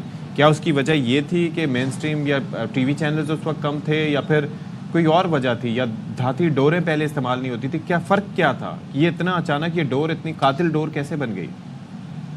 ٹرینڈ بن گیا نا یہ. دیکھیں پہلے دھاتی ڈور کا استعمال نہیں ہوتا تھا, یہ انڈیا سے دھاگا آتا تھا, وہ استعمال ہوتا تھا, ماجا اسے لگایا جاتا تھا, لیکن اتنا خطرناک نہیں ہوتا تھا. لیکن اب دھاتی ڈور جو استعمال کی جا رہی ہے, پہلے جب بسنت ہوتی تھی یہ ایک فیسٹیول ہوتا تھا, لوگ دور دراز علاقوں سے لوگوں کی چھتوں پر آتے تھے, چھتیں کرائے پہ لی جاتی تھی, وہاں پر فنکشن کیا جاتا تھا, کھانے پینے کا سامان اور ڈانس وغیرہ ہوتا تھا, لیکن ایسا کام نہیں ہوتا تھا, بے بہا پتنگ بازی ہوتی تھی. لیکن جب سے یہ دھاتی دور کا آغاز ہوا ہے, لوگوں کی گردنیں کٹنی شروع ہوئی ہیں, اس پر پولیس نے پابندی لگا دیتی ہے, پولیس دھاتی دور پر پابندی لگا دی گئی. لیکن یہ دیکھیں کہ دھاتی دور کہاں پر تیار ہو رہی ہے, اسے پکڑا جائے, وہ مارکیٹ پہ نہ آئے. ایک چیز اور دیکھنے میں آئی ہے, جیسے پتنگ کی بات کریں تو ہم نے کہیں پہ اتنی ترقی نہ کی ہو, لیکن پتنگ کا سائز ہم نے بڑا کر دیا ہے, اس کے سائز بھی ہے اور وہ ایک دم گرتی بھی نہیں ہے, پھر گرتی بھی نہیں ہے, اور اس کے لیے پھر 2-3 ڈوریں استعمال ہوتی ہیں, تو یہ بھی بڑا اس میں انوویشن لے کر آئے ہیں. سو یہ بھی بڑا خطرناک ٹرینڈ ہے. دیکھیں جی بالکل پتنگیں بہت بہت بڑی ہوگی, مقابلے پہ پتنگیں اڑائی جاتی ہیں کہ جی اس نے اتنی بڑی پتنگ اڑائی, اس نے اتنی بڑی پتنگ اڑائی, مقابلے پہ میچ ہوتا ہے. اب یہ ٹیمیں بنی ہوتی تھی پہلے, اور دریا راوی پر جا کر پتنگ بازی کی جاتی تھی, تاکہ اگر کوئی ڈور کٹتی بھی ہے, دھاتی ڈور نہیں ہوتی تھی, لیکن اب تو دھاتی ڈور کے علاوہ پتنگ بازی ہوتی نہیں ہے. پولیس کوشش کرتی ہے, لیکن جس وقت یہ سختی کی جاتی ہے, اگلے ہی روز پولیس پتنگ باز جو ریکارڈ یافتہ ہوتے ہیں اسے پکڑتی ہے, اور جو ان کے پاس اپنا سامان پکڑا ہوتا ہے, جسے تلف نہیں کیا ہوتا, اسی کو شو کر کے اس کے خلاف پرچہ دے دیا جاتا ہے. اگر یہ سامان پکڑا جاتا ہے, اسے تلف کیا جائے, اس کو ضائع کیا جائے, تاکہ یہ مارکیٹ میں دوبارہ نہ آ سکے. لیکن اب پولیس کا دعویٰ تو یہ ہے کہ یہ پتنگ بازی پر پابندی کروائیں گے پورے پنجاب میں, اور زیادہ تر جو ہے نا جو پتنگ بازی ہے وہ لاہور میں دیکھی جاتی تھی, اب دور دراز علاقوں میں. لیکن بابر ایک چیز مجھے سمجھائیے گا کہ اس میں دو آراء پائی جاتی ہیں, یعنی کہ وہ لوگ جو ابھی بھی پتنگ بازی کر رہے ہیں وہ اس حق میں ہیں کہ ہوتی رہے, اور جن کے پیارے اس سے متاثر ہوئے, یا جن کو اس کے نقصانات کا پتہ ہے کہ کوئی بھی معصوم بچہ, کوئی بھی راہ گزر, کوئی بھی بائک چلاتا ہوا اس کا شکار ہو سکتا ہے. پلس اگر دھاتی ڈور ہو اور وہ اگر بجلی کی تاروں کو چھو جائے تو اس سے نقصانات الگ. تو یہ انڈرسٹینڈنگ لوگوں میں کیوں نہیں, ان کی اویئرنیس کیوں نہیں بن پا رہی اس حوالے سے کہ وہ ایک آواز ہو جائیں اس معاملے پہ؟ دیکھیں ستی بات یہ ہے کہ پتنگ بازی پر جو گردنیں کٹتی تھی, اس کے لیے پولیس نے اقدام کیے تھے, موٹر سائیکلوں کے آگے ایک سٹینڈ لگا دیا جاتا تھا, تاکہ ڈور اگر آتی بھی ہے وہ گردن پہ نہ آئے. اب لوگ کافی حد تک جو ہیں لوگ اس چیز کو سمجھ چکے ہیں کہ پتنگ بازی یہ خونی کھیل ہے, اسے نہیں کرنا چاہیے. لیکن کچھ لوگ ابھی ہیں, ان کو یہ چاہیے کہ اگر ان کے بچے چھت پہ جا کے پتنگ بازی کر رہے ہیں تو والدین کا یہ کام ہے کہ ان کو سمجھائیں, کہ ان کو نیچے اتاریں کہ بیٹا یہ جو ہے نا یہ خونی کھیل ہے, اسے نہ کھیلا جائے. لیکن والدین اپنا حق پورا فرض ادا نہیں کرتے. اگر پتنگ وہ بازار سے خرید کے لا رہا ہے, ڈور بھی لے کے آ رہا ہے, گھر میں لا رہا ہے, اگر چھت پہ چھپا کے رکھ رہا ہے تو یہ بھی ایشو ہوتا ہے. بابر تھینک یو سو مچ. لیکن ہم اپنے اس پلیٹ فارم سے بھی آواز اس لیے اٹھا رہے ہیں تاکہ والدین کو بھی اس بات کا ادراک ہو, اور ان لوگوں کو, بچوں کو بھی. آپ لوگوں پہ جرمانہ ہو جائے گا, ناقابل ضمانت جرم ہے, تو یہ کام آپ کیوں کرنا چاہیں گے؟ اور خاص طور پہ سب سے بڑی چیز جو آپ کو اس کام کرنے سے روکے وہ یہ ہے کہ اس سے کسی کی جان جا سکتی ہے, کسی معصوم بے گناہ کی جان جا سکتی ہے. تو آپ نے یہ کام نہیں کرنا, بیکاز زندگی سے بڑھ کے اور کچھ نہیں ہے. آپ کی انٹرٹینمنٹ اپنی جگہ, لیکن اس کے علاوہ یہ معاملات جو ہیں وہ ان کو دیکھنا چاہیے. بھائی اب تو موبائل فون ہے, کیا کیا ہے, دوسرے انٹرٹینمنٹ کے ذرائع ڈھونڈ لیں, کرکٹ کھیلیں باہر جا کے, آؤٹ ڈور ایکٹیویٹی. پیڈل وہ کیا تھا؟ ہاں وہ آج کل بڑا اینڈ ہوا ہے, لیکن وہ بڑے مہنگے ہیں, اس کے ریکٹ بھی میں نے سنا ہے بڑے مہنگے ہیں. لیکن وہ کچھ عام ریکٹ سے کھیلیں, اس میں کیا مسئلہ ہے؟ شروع تو کریں, گول اپنے نا چھوٹے چھوٹے سیٹ کیا کریں تاکہ پھر بڑے گول مینیج کر سکیں. جی اچھا جی, اب آ جاتے ہیں پھر سیاست پہ. پہلے ہم نے 9 بجے میں سیاست ڈسکس کی جو پیپلز پارٹی اور نون لیگ کے درمیان, یعنی کہ اتحادیوں کے درمیان چل رہی ہے, اور اب جو ہے وہ حکومت اور پی ٹی آئی کے مذاکرات, کیا سلسلہ اس کا ہوگا. اب ایک تو الٹیمیٹم وغیرہ بھی دیا گیا ہے میرے خیال میں جوڈیشل کمیشن کے معاملے پہ، یا کیا ہے 7 دن کا کوئی ٹائم دیا گیا صدر؟ 7 دن کا ٹائم. تو اب دونوں جو فریقین کہہ لیں جو یہ تمام تر مذاکرات کر رہے ہیں ان کی جو ایک ہم نے قومی اسمبلی میں ایک جو آمنے سامنے جب وہ آ گئے تو جو منظر ہم نے دیکھا وہ بتا دیتے. اور جو ہم 9 بجے بات کر رہے تھے نا او کی آوازیں، یہ ہمارے لیے بڑا واہ واہ واہ صدف آپ نے بیان کر دیا ہے. ہاں کیا کروں، لیکن میں اس طرح نکال نہیں سکتی آواز جیسے وہ نکال رہے تھے. خیر انسانی کہتے ہیں آپ. ہاں میں نے اس کو پروز میں کہہ دیا او کی آوازیں، ٹھیک ہے، گا کے نہیں بتایا یا بول کے نہیں بتایا. تو چلے وزیر اعظم جب قومی اسمبلی پہنچے تو پھر اجلاس کو چلنے نہیں دیا گیا اور اسی طرح کی آوازیں نکالی گئیں. Opposition leader Omar Ayub desk بجاتے رہے اور پی ٹی آئی ارکان نے ایجنڈے کی کاپیاں پھاڑ دی. یہ تو بڑا ایک کلیشے بن گیا ہے، یہ ایک کامن پریکٹس بن گئی ہے ہمارے پولیٹیشنز کی، خاص طور پہ اپوزیشن کی. ایوان میں کان پڑی آواز سنائی نہیں دی اور حکومتی مذاکراتی کمیٹی میں جوڈیشل کمیشن کی مخالفت کی گئی ہے اور اسپیکر چیمبر میں کمیٹی کا اجلاس ہوا اور وہاں پر وزیر قانون اٹارنی جنرل نے کمیٹی کو بریفنگ دی. اب یہ ہے کہ 28 جنوری کو جو مذاکراتی کمیٹیوں کا اگلا اجلاس ہوگا. کمیٹیوں سے مراد یہاں پہ ہو رہی ہے کہ اب جو پی ٹی آئی نے مطالبات دیے اس کے لیے ایک سب کمیٹی بنا دی گئی، کمیٹی کی ایک سب کمیٹی بن گئی ہے. کمیٹی در کمیٹی در کمیٹی در کمیٹی. یہ وہ والی کمیٹی نہیں ہے جس میں پیسے تو بیرسٹر گوہر صاحب جو کہ اس وقت چیئرمین پی ٹی آئی ہیں وہ کیا فرماتے ہیں آپ کو ذرا دکھاتے ہیں. کہ کمیشن اگر نہیں بناتی، جو ظاہر ہے آپ کہہ رہے ہیں کہ چوتھے اجلاس میں نہیں جائیں گے. حکومت عندیہ دیتی ہے کہ یس ہم نے بنانا ہے، خان صاحب کی یہی انسٹرکشن ہے. جب خان صاحب کی انسٹرکشن آ جائے دیٹس فائنل ورڈ.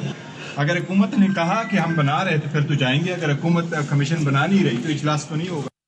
اچھا، اس پر عرفان صدیقی صاحب کہہ رہے ہیں کہ جوڈیشل کمیشن پر ابھی تک فیصلہ نہیں ہوا اور 7 ورکنگ ڈے، اب اس میں آپ سیٹرڈے سنڈے نکال دیں، 7 ورکنگ ڈے پورے ہوں گے تو ہم جواب دیں گے. تحریک انصاف کے بیرسٹر گوہر کہتے ہیں تحقیقاتی کمیشن بنانے کا عندیہ دے دیں تو مذاکراتی کمیٹی کے اجلاس میں شرکت کریں گے. اب انہوں نے اسے مشروط کر دیا جو کہ اشفاق بھی بات کر رہے تھے. ساتھ ہی جی اب اجلاس جمعے کی صبح 10 بجے طلب کیا گیا ہے جو کہ مشترکہ اجلاس ہوگا. تو کیا ہوگا اب ذرا بات کر لیتے ہیں. حکومت مذاکراتی کمیٹی کے رکن ہیں اعجاز الحق صاحب، ان سے ذرا بات کرتے ہیں. بہت شکریہ جی آپ ہمارے ساتھ موجود ہیں. اعجاز الحق صاحب، ایک تو اسمبلی میں ویسے احتجاج کے مختلف طریقے ہوتے ہیں، یہ پیپر پھاڑ دیتے ہیں ایجنڈے کی کاپیاں، لیکن یہ جو آوازیں نکالی جا رہی ہوتی ہیں یہ تو ہر کسی کو ایک وقتہ پڑ جاتا ہے ان کو مینیج کرنا. یہ کیا کس جانب جا رہا ہے یہ ہمارا احتجاج؟ ویسے دیکھیے یہ ایک پارلیمنٹ کی آپ کہہ لیں کہ ٹریڈیشن ہی بن گئی ہے کہ اپوزیشن جو ہے نا احتجاج کے نئے طریقے جو ہے وہ ڈھونڈتی ہے. اچھا. اور آج کل انہوں نے جو ہے وہ ایک ایگزامپل دیا تھا پرائم منسٹر نے جاپان میں احتجاج کا، انہوں نے اسے فالو کرنا شروع کر دیا. اچھا. تو میں خیال ہے دنیا کی ہر پارلیمنٹ کے اندر نا کہ تھوڑی بہت لڑائی، تھوڑا بہت شور شرابہ تو یہ ہوتا رہتا ہے، لیکن اتنا نہیں ہونا چاہیے کہ آپ بالکل لیجسلیشن بھی نہ کر سکیں، آپ قانون سازی سے بھی دور ہو جائیں اور آپ مطلب ایک دوسرے کی بات بھی نہ سن سکیں. اور پھر آج کل نا بہت سے اسٹوڈنٹس آ رہے ہیں پارلیمنٹ کے اندر، اور جب وہ اسٹوڈنٹس آتے ہیں پارلیمنٹ کے اندر اور وہ مطلب بیسیکلی تو وہ اس لیے آتے ہیں کہ دے لک اپ ٹو دا پارلیمنٹ، اور جب آ کر اس قسم کی چیزیں دیکھتے ہیں تو وہ ایک بڑا غلط تاثر جو ہے وہ جاتا ہے. وہ کہتے ہیں جی اس سے دور ہی رہیں تو زیادہ اچھا. سوچیں اگر کوئی یہ چاہے کہ میں نے مستقبل میں پولیٹیشین بننا ہے تو وہ کیا امپریشن لے کے جاتا ہوگا. اعجاز صاحب یہ بتائیں اب یہ ہم کیا سمجھیں، یہ تو ایک ڈیڈ لاک کا ہی شکار ہو گیا. اب سینیٹر عرفان صدیقی کہہ رہے ہیں کہ 7 ورکنگ ڈیز میں ہم بتائیں گے، پی ٹی آئی کہہ رہی ہے جب تک کمیشن نہیں بنے گا تو پھر ہم اجلاس میں بیٹھیں گے بھی نہیں. تو آپ کیا اس کا نتیجہ پھر کیا نکلتا ہوا نظر آ رہا ہے؟ دیکھیں میں تو انشاءاللہ بڑا آپٹمسٹک ہوں کہ اگلے منگل کو 28 تاریخ کو امید ہے کہ 7 ورکنگ ڈیز جو ہے وہ ختم ہوں گے. تو منڈے یا ٹیوزڈے کو میٹنگ جو ہے وہ اسپیکر بلا لیں گے. سب کمیٹی کا اجلاس ایک کل ہوا تھا مشاورتی طور پر، اور آج ذرا تفصیل سے دیکھیں گے اس کے اندر کہ کیا کیا قانونی نقطے کیا ہیں اس پہ کمیشن بنانے پر اور دیگر معاملات جو انہوں نے اٹھائے ہیں اس کے اندر اس کا جائزہ لیا جائے گا. اور سب کمیٹی بنانے کا جو مطلب خیال اس لیے آیا کہ اس کمیٹی کے اندر کوئی قانون دان نہیں تھا، تو اس میں آپ نے اپنے لا منسٹر کو اور اٹارنی جنرل کو جو ہے وہ آپٹ کرنا تھا اس کے اندر آ کر، تاکہ وہ ایکسپلین کر سکیں کہ اس کے لیگل پہلو کیا ہیں. تو اس لیے وہ سب کمیٹی بنائی ہے. اس کا آج اجلاس ہوگا 4:30 بجے اور انشاءاللہ پھر قانونی پہلوؤں پہ گفتگو ہوگی. تو اس کا مطلب یہ کہ کمیشن بن جائے گا؟ नहीं, मैं एक कमीशन की बात नहीं कर रहा. देखें, कमीशन तो तब बनेगा ना कि अगर कानूनी तौर पर कमीशन बनने की गुंजाइश होगी. मेरी अपनी जो सोच है मैं उसका पहले भी इजहार कर चुका हूँ कि जब सब जुडिस हो केस तो क्या उसके ऊपर कोई एक अदालत पर दूसरी अदालत बन सकती है कि नहीं बन सकती. अमूमन जो कमीशन बनते हैं वो उन केसेस पे बनते हैं जिसके जो सब जुडिस ना हो. जैसे कोई पनामा का एग्जांपल दे दें या कोई और एग्जांपल दे दें कि वो पाकिस्तान के अंदर कहीं सब जुडिस नहीं था तो उस पर कमीशन बन गया, हमूदरमान कमीशन बन गया, एबटाबाद कमीशन बन गया, तो वो कमीशन तो बन सकते हैं. तो ये कमीशन जो है आप बना रहे हैं जहाँ के आपके सैकड़ों केसेस जो है वो चल रहे हैं अदालतों के अंदर, तो क्या अगर एक उसके ऊपर एक सुप्रीम बॉडी आप बैठा देते हैं जो कि फैसला देने के काबिल नहीं है, वो सिर्फ अपनी सिफारिशात दे सकती है, तो क्या उससे कोई कानूनी तौर पर कोई इसका प्रेसिडेंस है? वो सारी चीजें देखकर हर पहलू पे आज गुफ्तगू होगी, उसके बाद मालूम होगा कि भाई हुआ था वो एक मिसाल नहीं है हमारे सामने. देखिए, एनआरओ जो हुआ था वो केसेस अमूमन, ये बात आपकी बिल्कुल सही है, वो बैरून मुल्क ज्यादा केसेस चल रहे थे, यानी स्विट्जरलैंड में चल रहे थे और दीगर लंदन में चल रहे थे, कोई सरे माल का था, कोई अकाउंट्स का था वहाँ पे.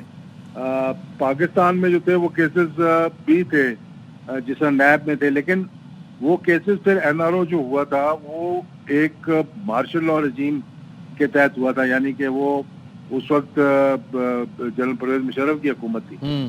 और जितने भी इस किस्म के मुआहदे हुए ना, जैसे कि डायरेक्ट एस्टेब्लिशमेंट के साथ गुफ्तगू हुई हो या एस्टेब्लिशमेंट ने ही वो मुआहदे किए हों, जब भी मार्शल लॉ था, जैसे कि नवाज शरीफ साहब का मुआहदा हुआ, नल एंड वाइड कर दिया.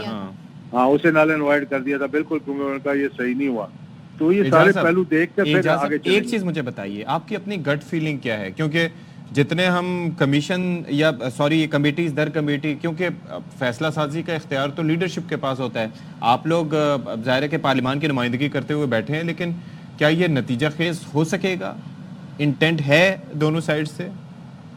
देखिए, मुझे तो लगता है कि इंटेंट तो है, लेकिन इंटेंट के साथ साथ आपको हौसला भी रखना चाहिए. यानी कि आप अगर दोनों चीज़ें चाहेंगे कि मैं अपने नैरेटिव को भी बरकरार रखूं और गुफ्तगू को भी बरकरार रखूं और मैं मुहाज़राई भी जारी रखूं और फिर उसके साथ एक रास्ता भी निकालने की कोशिश करूं और मैं जो है वो अपना एक पैगाम आवाम को और दूं और मीटिंग के अंदर और दूं, दोनों इतराफ की मैं बात कर रहा हूं. तो फिर ये मामला जो है ना वो मैं एग्जाम्पल इसलिए दे रहा हूं कि पिछली दफ़ा जो ख़त लिखा गया ना, वो ख़त असल में अंदर के लिए नहीं था, वो बाहर पैगाम देने के लिए था.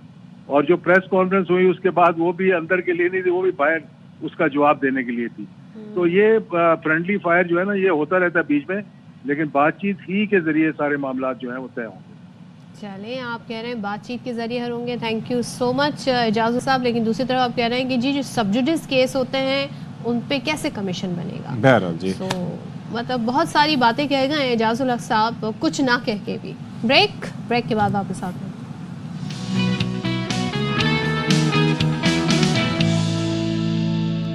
भाई दरख्त जो हैं वो आपको ज़ाहिर है कि ऑक्सीजन प्रोवाइड करते हैं और कई दरख्तों की बड़ी एक अहमियत इस एतबार से भी होती है कि उनको परवान चढ़ा के एक मुकाम तक पहुंचने में, यानी कि उनको एक जिस हाल में वो हैं सदियां तक लग जाती हैं, यानी कि 40-40, 50-50, 60-60, 70-70 साल या इससे भी ज़्यादा उम्र रसीदा दरख्त होते हैं, 100-100 साल. तो हुआ ये है कि दरख्तों की कटाई हुई है बलूचिस्तान में और उस पर महकमा जंगलात की जानिब से एक्शन लिया गया है. शॉपिंग मॉल पर जुर्माना किया गया है, अफसरान को मुअत्तल किया गया. ये चिनार के दरख्त थे और कोयटा में हाली रोड पर ये इनको काटा गया और 1,70 लाख रुपए का अच्छा किया, जुर्माना किया, जेल टाइम भी देना चाहिए. और शॉपिंग मॉल इंतजामिया ने जी बगैर इजाजत चिनार के 2 दरख्त काट दिए. अब सोचे वैसे ही दरख्त नहीं है. दूसरे बलूचिस्तान हुकूमत के महकमा जंगलात और जंगली हयात के हुकाम का दावा है कि दोनों दरख्त कोयटा शहर के इंतहाई अहम इलाके में गैर कानूनी तौर पर काटे गए हैं और फॉरेस्ट गार्ड नौरोज खान की मुद्दत में शॉपिंग मॉल इंतजामिया के खिलाफ मुकदमा भी दर्ज हो गया, जो कि आप कह रहे थे. तो मुकदमा भी दर्ज हो गया. मुकदमा दर्ज हो गया है और आप ये देखिए कि ये काटे गए हैं, ये हाली रोड पर. ये अच्छा, शॉपिंग मॉल की इंतजामिया ने जी इस चीज़ को डिनाई किया है कि नहीं जी हमने ऐसा नहीं किया اور پھر اب یہ ہے کہ چالان بھی عدالت میں پیش کیا جا چکا ہے, اور پھر ظاہر ہے کہ کافی سارے عوامل ہوتے ہیں جن کے پیش نظر جرمانے کا تعین کیا جاتا ہے, لیکن اگر پہلے سے ہی ویجیلنٹ ہوتے تو پھر ایسا نہیں ہونا چاہیے تھا. تو ہمارے ساتھ کون موجود ہے؟ ہمارے ساتھ جی اسی حوالے سے بات کرنے کے لیے موجود ہیں کنزرویٹر محکمہ جنگلات کوئٹہ ڈویژن نیاز کاکڑ. نیاز کاکڑ صاحب بہت شکریہ, آپ نے وقت نکالا. ویسے ہی ہم دیکھ رہے ہیں کہ جنگلات کا حصہ پاکستان میں بہت کم ہے, اور بلوچستان میں بات کریں تو اور زیادہ کم ہے. تو یہ جو درختوں کی تحفظ کے لیے جو اقدامات اٹھائے گئے, جو قوانین ہیں, انہیں امپلیمنٹ کروانا بھی ضروری ہے. یعنی کہ یہ کام ہو گیا, اس کے بعد اس پر ایکشن ہو رہا ہے, تو پہلے ہی کیوں نہیں اس پر عمل درآمد ہو سکا؟ جنگلات بالکل کم ہے ہمارے پاس. اچھے جنگلات ہیں, جونیپر فارسٹ زیارت اور کلات میں, اور چلغوزہ فارسٹ جوب میں ہے, اور جو نیچرل ہے, اور ہمارے مینگروز فارسٹ سمندر کے جو فارسٹ ہوتے ہیں وہ بھی ہمارے پاس ہے, اور ہمارا خزدار اور یہ لسبیلا ایریا میں فارسٹ ہے جو کہ 1.1% ٹوٹل رقبے کے لحاظ سے وہ فارسٹ ہے. تو اس فارسٹ کو ہم نے ہر قیمت بچانا بھی ہے, اور اس کے بعد ہم مختلف جگہوں پہ ری فارسٹیشن کر رہے ہیں, اے فارسٹیشن کر رہے ہیں. تو وہ اس سلسلے میں ہماری جو سکسیسفل سٹوریز ہے وہ جوب ہے, مستقل ہے, اور خزدار ہے, لسبیلا ہے. وہاں پہ ہم 1000 ایکڑز پہ فارسٹری ہم نے کی ہے. اچھا, کچھ بیسک چیزیں ہم نے ان کے بارے میں پڑھی نا کہ ان کے پتے بڑے ہوتے ہیں, ان میں جو ہے وہ کاربن ڈائی آکسائڈ جذب اور آکسیجن پیدا کرنے کی کیپیسٹی کافی زیادہ ہوتی ہے. تو باقی یہ جو جرمانے کی رقم ہے اس کا تعین آپ نے سالانہ بنیادوں پر کس طریقے سے کیا؟ یہ 1 کروڑ سے زائد کا اماؤنٹ کیسے بنا؟ دیکھیے, پہلے ہم 1927 ایکٹ پہ کام کر رہے تھے, اس میں 10 لاکھ روپے ٹھیک تھا. اب نیا ایکٹ ہمارا آ گیا 2000 فارسٹ ایکٹ. یہ سی ایم صاحب کا ویژن ہے, میر سرفراز خان بھٹی صاحب کا, کہ انہوں نے یہ ایکٹ پاس کروایا 2022 کا. تو اس میں پھر یہ جرمانے ظاہر ہے انگریز کے 1927 کا ایکٹ کے اگر ہم چلائے تو اس میں وہاں پہ اس وقت 1 روپے ابھی شاید وہ 1000 روپے کے برابر بھی نہ ہو. تو اس میں ہم لوگ ابھی صرف یہ نہیں دیکھ رہے کہ درخت کاٹی گئی, ہم کاربن سیکوسٹریشن دیکھتے ہیں, ہم ایئر پولوشن میٹیگیشن دیکھتے ہیں, آکسیجن جنریشن دیکھتے ہیں, فلڈ واٹر مینجمنٹ دیکھتے ہیں, بایو ڈائیورسٹی اور ہیبیٹیٹ امپرومنٹ دیکھتے ہیں, مائکرو کلائمیٹ چینج ریگولیشن دیکھتے ہیں. دیکھیں, آپ درخت کو صرف یہ نہ دیکھیں کہ درخت جو ہے ایک سایہ دے رہا ہے, درخت جو ہے آکسیجن دے رہا ہے. آپ نے کورونا میں خود دیکھا کہ 1 سلنڈر آکسیجن کتنا, 1 kg کتنا. بالکل آپ صحیح کہہ رہے ہیں, اور اسی بنیاد پہ یہ جو تعین ہوا ہے جرمانے کا, آپ نے اس کا حوالہ دے دیا ہے. ذرا سے یہ بتا دیں کہ اب ظاہر کوئی بھی جرم ہوتا ہے اس کی سزا کا مطلب یہ ہوتا ہے ڈیٹرنس قائم ہو, لوگوں کے لیے مثال قائم ہو کہ وہ پھر آگے ایسے نہ کام کریں. اب اگر تو لوگ جرمانہ نہیں بھرتے ہیں, اس کیس میں جرمانہ نہیں بھرا جاتا, تو پھر کیا ہوگا؟ دیکھیے, جو 12 لاکھ روپے ایک دودھ کے درخت پہ لگایا جاتا ہے, جس کو ابھی ایکٹ کے تحت ہم نے 2 درخت پہ 1 کروڑ 70 لاکھ روپے جرمانہ لگایا ہے. تو یہ چیف منسٹر بلوچستان میر سرفراز خان کا ویژن ہے کہ میں نے گرینری بڑھانی ہے اور وائلڈ لائف کو بچانا ہے. تو مستقبل میں جرمانے بھی ہوں گے, اور ہمارے پاس ابھی یہ بھی فارسٹ ایکٹ میں ایک وہ دیا گیا کہ ہم بندے کو ڈائریکٹ وہ کر دے, گرفتار کر لیں. اب تک کتنے ویسے چان ہیں؟ کیونکہ ہم یہ دیکھ رہے ہیں کہ ایسے معاملات میں قانونی چارہ جوئی ضروری ہے, اور ابھی خصوصی میجسٹریٹ کی آسامی ہے, وہاں پر بھی ہائرنگ نہیں ہے. تو پھر یہ کس طریقے سے قانونی طور پر یہ معاملات سپیڈ اپ ہو سکتے ہیں؟ آپ نے اچھا کوشچن کیا. دیکھو, ہمارا عدالتی نظام میجسٹریٹ صاحب کے پاس جاتا ہے, اس کے بعد سیشن کورٹ جاتا ہے, ہائی کورٹ جاتا ہے. ابھی تک ہمارے ہزاروں چالان, جس میں سے 50% سے زیادہ ہم لوگ اس میں ہمارے حق میں فیصلے آئے. لیکن اپیل کرنے کا ہر کسی کو حق ہے. کوئی کچھ سیشن کورٹ میں میں کہتا ہوں ابھی تک 40,000 زیادہ ہمارے کیسز کورٹ میں پینڈنگ ہے, 40,000, جس میں درختوں کی کٹائی بھی ہے, جنگلی حیات کا, مارخور کا بھی شکار ہوا تھا, ٹھیک ہے, اس کا بھی ہے. اب کورٹ ضمانت دیتی ہے, کورٹ تو چیزوں کو دیکھ کر ضمانت دیتی ہوگی. تو کہنے کا مطلب یہ ہے کہ ہر پاکستانی کو آئین کے مطابق پہلے کورٹ میں, پھر سیشن کورٹ میں, پھر ہائی کورٹ میں, پھر سپریم کورٹ میں ان کو حق ہے کہ وہ اپنا اپیل کریں, اور اپیل کے بعد ہم اس کو جو کورٹ سزا دیتی ہے وہ ہم بھی مانیں گے, سب کو ماننا پڑے گا, کیونکہ یہ چلیں جی, بہت شکریہ جی, آپ ہمارے ساتھ موجود تھے. نیاز کاکڑا, بہت شکریہ. اور بھائی اچھی بات ہے, اس پر ایکشن لیا گیا ہے اور مثال بھی اس پر قائم ہونی چاہیے. چلیں جی, اب ذرا بات کر لیتے ہیں کچھ خواتین سے ریلیٹڈ ایشو پر, اور وہ یہ ہے کہ جب بھی بجٹ آتا ہے جس چیز میں سب سے زیادہ اضافہ ہوتا ہے, یا ان چیزوں میں سے جن میں سب سے زیادہ اضافہ ہوتا ہے, وہ ہوتے ہیں کاسمیٹکس. اور اگر آپ برانڈڈ کاسمیٹک یوز کرنے کے عادی ہیں, باہر کی چیزیں یوز کرنے کے عادی ہیں, تو اس کے تو پرائس تو پھر آپ نہ ہی پوچھیں, اس سے تو ڈالر میں کنورژن کر کے آپ سے ڈیمانڈ کی جاتی ہے. اب کیا میک اپ ایسا بھی ہو جو معیاری بھی ہو اور اتنا مہنگا بھی نہ ہو, سستا بھی ہو, اس کے لیے کیا کیا جائے, اور دیسی بھی ہو. ہاں, آپ پاکستان کی برانڈ ہو تو اچھی اس کی پروموشن ہو سکتی ہے, لیکن کیا اس میں یہ چیزیں دیکھنا ضروری ہے کہ ہماری جلد کو نقصان پہنچانے والی چیزیں نہ ہو. لوگ برانڈڈ آپشن کی طرف سے جاتے ہیں کیونکہ وہ یہ بڑا دعویٰ کرتے ہیں جی اس میں ایسی چیزیں جو آپ کی اسکن کے لیے بہت اچھی ہیں. سو اب اس کے لیے کیا کیا جائے, کس طرح کا میک اپ کیا جائے پھر؟ تو آپ پھر بتائیے. کیا اچھا, ایک چیز میں اور ایڈ کر رہا تھا, بلکہ صدف میں آپ سے پوچھنے جا رہا تھا کہ بھائی یہ جو ہمارے ایک پڑوسی ملک ہے جہاں سے مختلف کیٹیگریز میں آپ کو چیزیں مل جاتی ہیں, یعنی کہ اچھے سے اچھے, درمیانے لیول پہ, اس سے نیچے کے لیول پہ, تو کیا وہاں سے بھی رابطہ کیا جا سکتا ہے اس پہ؟ لیٹس سی کہ ایسا ہو سکتا ہے کہ نہیں, اس پہ بات کر لیتے ہیں. ہمارے ساتھ موجود ہے میک اپ آرٹسٹ سارا نصرت. Thank you so much Sara for coming in our show. Thank you for inviting. سستا میک اپ کیا برا میک اپ ہوتا ہے اسکن کے لیے؟ پہلے تو یہ بتا دیں. پارلرز میں یوز کون سا ہوتا ہے؟ ظاہر ہے کہ اگر سب سے اچھا ہوگا تو پھر اچھا, یہ بہت ہی مزے کا سوال ہے, اور انفارچونیٹلی ہماری جو پاکستانی مارکیٹ ہے نا, ہماری جو پاکستانی خواتین ہیں وہ اس چیز کے لیے اویئر ہی نہیں, ان کو اس چیز کا احساس ہی نہیں ہے کہ سستا میک اپ, اچھا میک اپ, اس پہ آپ کو اگر آپ کے اوپر لگ رہا ہے تو وہ کیا افیکٹ کر رہا ہے.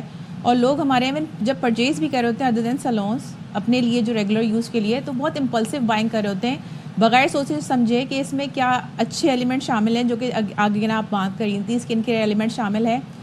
سب سے جو اچھی پہچان ہے اچھے میک اپ کی وہ یہ کہ اسکن میں جب وہ جاتا ہے تو وہ پیچی نہیں ہوتا, وہ پینیٹریٹ کر کے بہت نارملائز اور بہت نیوٹرلائز ہو جاتا ہے. ٹھیک ہے. اگین ہم بات کریں سستے اور مہنگے میک اپ کی, تو ضروری نہیں ہے کہ مہنگا میک اپ جو ہے وہ اچھا ہو, سستا میک اپ اچھا ہو. اگین آپ جب بھی خرید رہے ہیں تو یہ بات یہ لگا رہے ہیں, آپ کو پتہ ہونی چاہیے کہ اسکن کے اندر وہ ڈیپ ڈاؤن پینیٹریٹ کیسا ہو رہا ہے. سستا میک اپ اگر آپ پگمنٹ کی بات کریں تو وہ پیچی ہو جائے گا, پھٹنا شروع ہو جائے گا. اسپیسیفکلی اگر آپ فاؤنڈیشن کی بھی بات کرتے ہیں, آئی شیڈو کی بھی بات کرتے ہیں, میرا لوگوں سے صرف ایک مشورہ یہی ہے لوگوں کے لیے کہ جب بھی خریدیں میک اپ اسپیشلی, آپ پہلے لگا کے دیکھ لیں اپنی جلد پہ, بھلے آپ اپنی آئیز پہ یا فیس پہ نہ لگائیں, اپنے ہاتھ پہ ایک جو ہے وہ یس آپ پیچ ٹیسٹ کر لیں اور اس کو لگائیں 2 سے 3 گھنٹے, اور وہ آپ کو کوالٹی بتا دے گا کہ وہ نکلنا شروع ہو جائے. لیکن ایک چیز یہ ہے سارا کہ جب ہم مثال کے طور پر خواتین شاپنگ کے لیے مارکیٹ وغیرہ جاتی ہیں تو وہاں پر اب سینکڑوں ہزاروں طرح کی چیزیں, فاؤنڈیشن سے لے کے جو اس کے علاوہ پاؤڈر سے لے کے دستیاب ہوتی ہیں. اب اس کے اندر اتنا وقت تو نہیں ہوتا کہ وہ پیچ ٹیسٹ یا ہر چیز کو ٹیسٹ کر کے میں یہی میں بتا رہی ہوں کہ جب آپ کے پاس اتنی ساری پروڈکٹس اویلیبل ہیں تو یہ آپ کی کانشیسنیس ہونی چاہیے کہ آپ کیا چیز سلیکٹ کر رہے ہیں اپنے لیے. اس میں آپ کو ٹائم انویسٹ کرنا پڑے گا, اور یہ انویسٹمنٹ ہوگی آپ کی جلد کے لیے, آپ کی اپنی باڈی کے لیے. تو یہ جب خریداری کرنے جا رہے ہیں تو کوشش کریں چیزوں کا دھیان. اشفاق نے ایک بڑا اچھا پوائنٹ ریز کیا تھا کہ جو پارلر میں میک اپ ہوتا ہے بڑی بھاری رقم لیتے ہیں, جی, لیکن کیا وہ کوالٹی میک اپ یوز کر رہے ہوتے ہیں کیونکہ وہ اپنی چیزیں دکھاتے نہیں اکثر و بیشتر. بالکل. لیکن یہ کیٹیگریز ہیں سیلون میں. اگر میں اسپیسیفکلی کراچی مارکیٹ کی بات کرتی ہوں, ہماری جو کراچی مارکیٹ ہے سیلون سے ریلیٹڈ بہت ہی زیادہ پرائس کانشیس ہے. ہمارے لوگوں کو چاہیے کہ بس سستا میک اپ ہو جائے, بس ہو جائے, کام ہو جائے ہمارا. وہ یہ لوگ فوکس نہیں کر ہوتے کہ اس کے اگینسٹ ہمارے پاس پروڈکٹ کیا یوز ہو رہی ہے. جو اچھے سیلونز ہیں لائک میرا سیلون پہ, میں سارا باہر کا, میں یہ نہیں کہتی کہ میں باہر کا پروڈکٹ یوز کرتی ہوں, صرف باہر کا نہ صرف پروڈکٹ اچھی کوالٹی کا یوز کرتی ہوں, اور میں میک شور کرتی ہوں کہ وہ ایکسپائرڈ بھی نہ ہو. ہمارے یہاں پہ ایکسپائری کا بھی کانسیپٹ نہیں ہے. تو ایک تو سستا پروڈکٹ پلس ایکسپائرڈ پروڈکٹ سلونز میں بہت عام طریقے سے یوز ہو رہا ہوتا ہے. انٹرسٹ بھی یہاں پہ لوگ اویئر نہیں ہے, لوگوں کو فرق نہیں پڑتا. باہر کے پروڈکٹ سے کیا مراد ہے کہ کیا پاکستان میں کس حد تک معیاری میک اپ نہیں ہے؟ دیکھیں پاکستان میں جو معیاری میک اپ اگر آپ بات کرتے ہیں باہر کی جو وہ ڈرگ اسٹور رینج میں آتے ہیں, وہ پریمیم رینج میں نہیں آتے. وہ پریمیم رینج ڈرگ اسٹور میں یہ ہوتا ہے کہ جو انگریڈینٹس ہوتے ہیں وہ کوالٹی کمپیریٹیولی جو لاسٹنگ بھی ہوتی ہے, لانگیٹیوٹی جو ہوتی ہے وہ کم ہوتی ہے. جو آپ کے پریمیم برانڈز ہوتے ہیں high and luxury port folio جسے ہم بولتے ہیں, اس میں اگر میں نام لینا چاہوں میں لے سکتی ہوں ان کا, آپ لے لیں. YSL, لینکوم, گرلا, کلیرنس, یہ ساری جو ہے ہائی اینڈ پورٹ فولیو آتے ہیں. They are 98% organic.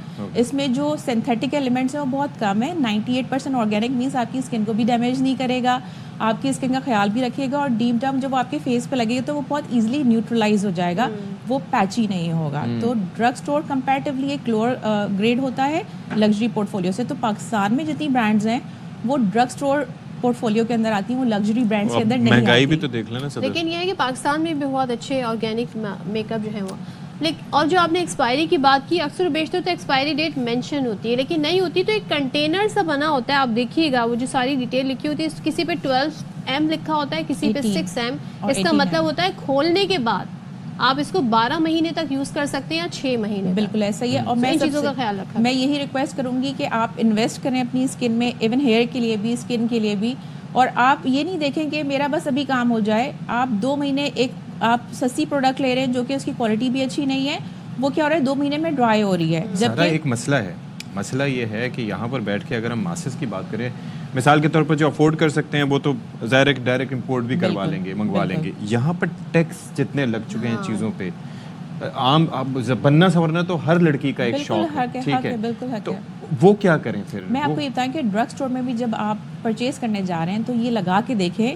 آپ اگین میں بات کر رہی ہوں سستے مہنگے پہ نہیں جائیں, آپ کوالٹی چیک کریں. وہ آپ اس کو پیسچرائز کر کے سوچ کر کے ہی آپ اس کو جو ہے وہ آپ کو سمجھ جائے گی کہ وہ کوالٹی کیسی ہے. اگر وہ آپ کی اسکن کے ساتھ جا رہا ہے, پینیٹریٹ ہو رہا ہے, لاسٹ کر رہا ہے, تو وہ اچھی کوالٹی ہے.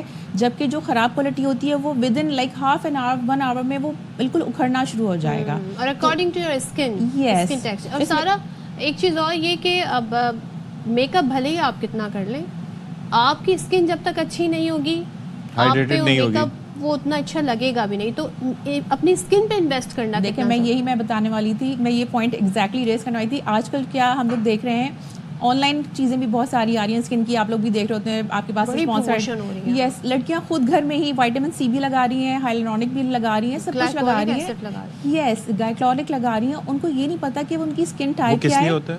وہ بیسکلی ڈیڈ اسکن پی کرنے کے لیے. اب کیا ہوتا ہے جب ہمارے پاس آتے ہیں میک اپ کے لیے, دو ہم ہائی اینڈ برانڈس یوز کریں سب, لیکن اگین جب را مٹیریل اچھا نہیں ہوگا, میں اسکن کو را مٹیریل کی طرح تھوڑا سا ایکسپلین کروں گی, تو فنش پروڈکٹ کبھی بھی اچھی نہیں ہو سکتی. تو اگین ہمارے یہاں کانسیپٹ ہی نہیں ہے اسکن کیئر کا. ہمارے یہاں لوگ ہوتا ہے کہ بس ہم پیسے دے رہے ہیں, سلون کو دے رہے ہیں, اچھا میک اپ لے رہے ہیں, سب چیزیں ہو جائیں. اسکن کیئر ایک پورا روٹین ہے جو کہ کم از کم. ایک چیز میں کہنا چاہ رہا تھا کہ آن لائن کا تذکرہ ہوا, تو آج کل مارکیٹ میں گھومنے کے بجائے لڑکیاں خواتین یہ بھی کرتے ہیں کہ آن لائن بھی کافی پروڈکٹس منگوا لیتی ہیں, طرح طرح کی ویب سائٹ ہی منگائے جاتے ہیں, اور اس میں ان کو سینس نہیں ہوتا. پھر کیسے پتہ چلے گا Sadaf, how do you make sure کہ وہ پروڈکٹ صحیح ہے؟ میں نے تو اتنے اپنے پیسے کہتے ہیں نا ویسٹ کیے ہیں, کیا مجھے اتنا چونا لگا اس پہ کہ اب مجھے عقل آ گئی ہے, تو مجھے بہت ساری چیزوں کا آئیڈیا ہو گیا استعمال کرنے. ایگزیکٹلی. لیکن آپ تھوڑا میں گائیڈ کروں گی کہ جو میک اپ ہے اگر ہم بات کرتے ہیں وہ آرٹ بھی اور سائنس بھی ہے. اس میں آرٹ کیا ہے, کلر سے کھیلنا ہے. سائنس یہ کہ آپ کو پتہ ہونا چاہیے کہ آپ کی اسکن کیسی ہے, آپ کے اوپر کون سی کلر ٹون جائے گی, وہ نیوٹرلائز ہو کے گرے پہ تو نہیں چلی جائے گی, بہت ڈارک تو نہیں چلی جائے گی. تو اس میں آپ کے اندر کانشیسنیس ہونا اور کسی ایکسپرٹ کی رائے لینا بہت ضروری ہے. چلیں, تھینک یو سو مچ سارا نصرت, مختصر وقت میں آپ نے جی ہمیں کافی کچھ سمجھایا. تھینک یو سو مچ. اور آپ کا یہ پوائنٹ بہت اچھا تھا کہ بھائی پہلے اپنی اسکن اچھی کریں, اس پہ پھر میک اپ را مٹیریل صحیح ہوگا تو فنش پروڈکٹ میک اپ کریں جتنی ضرورت ہے, زیادہ میک اپ اچھا بھی نہیں لگتا.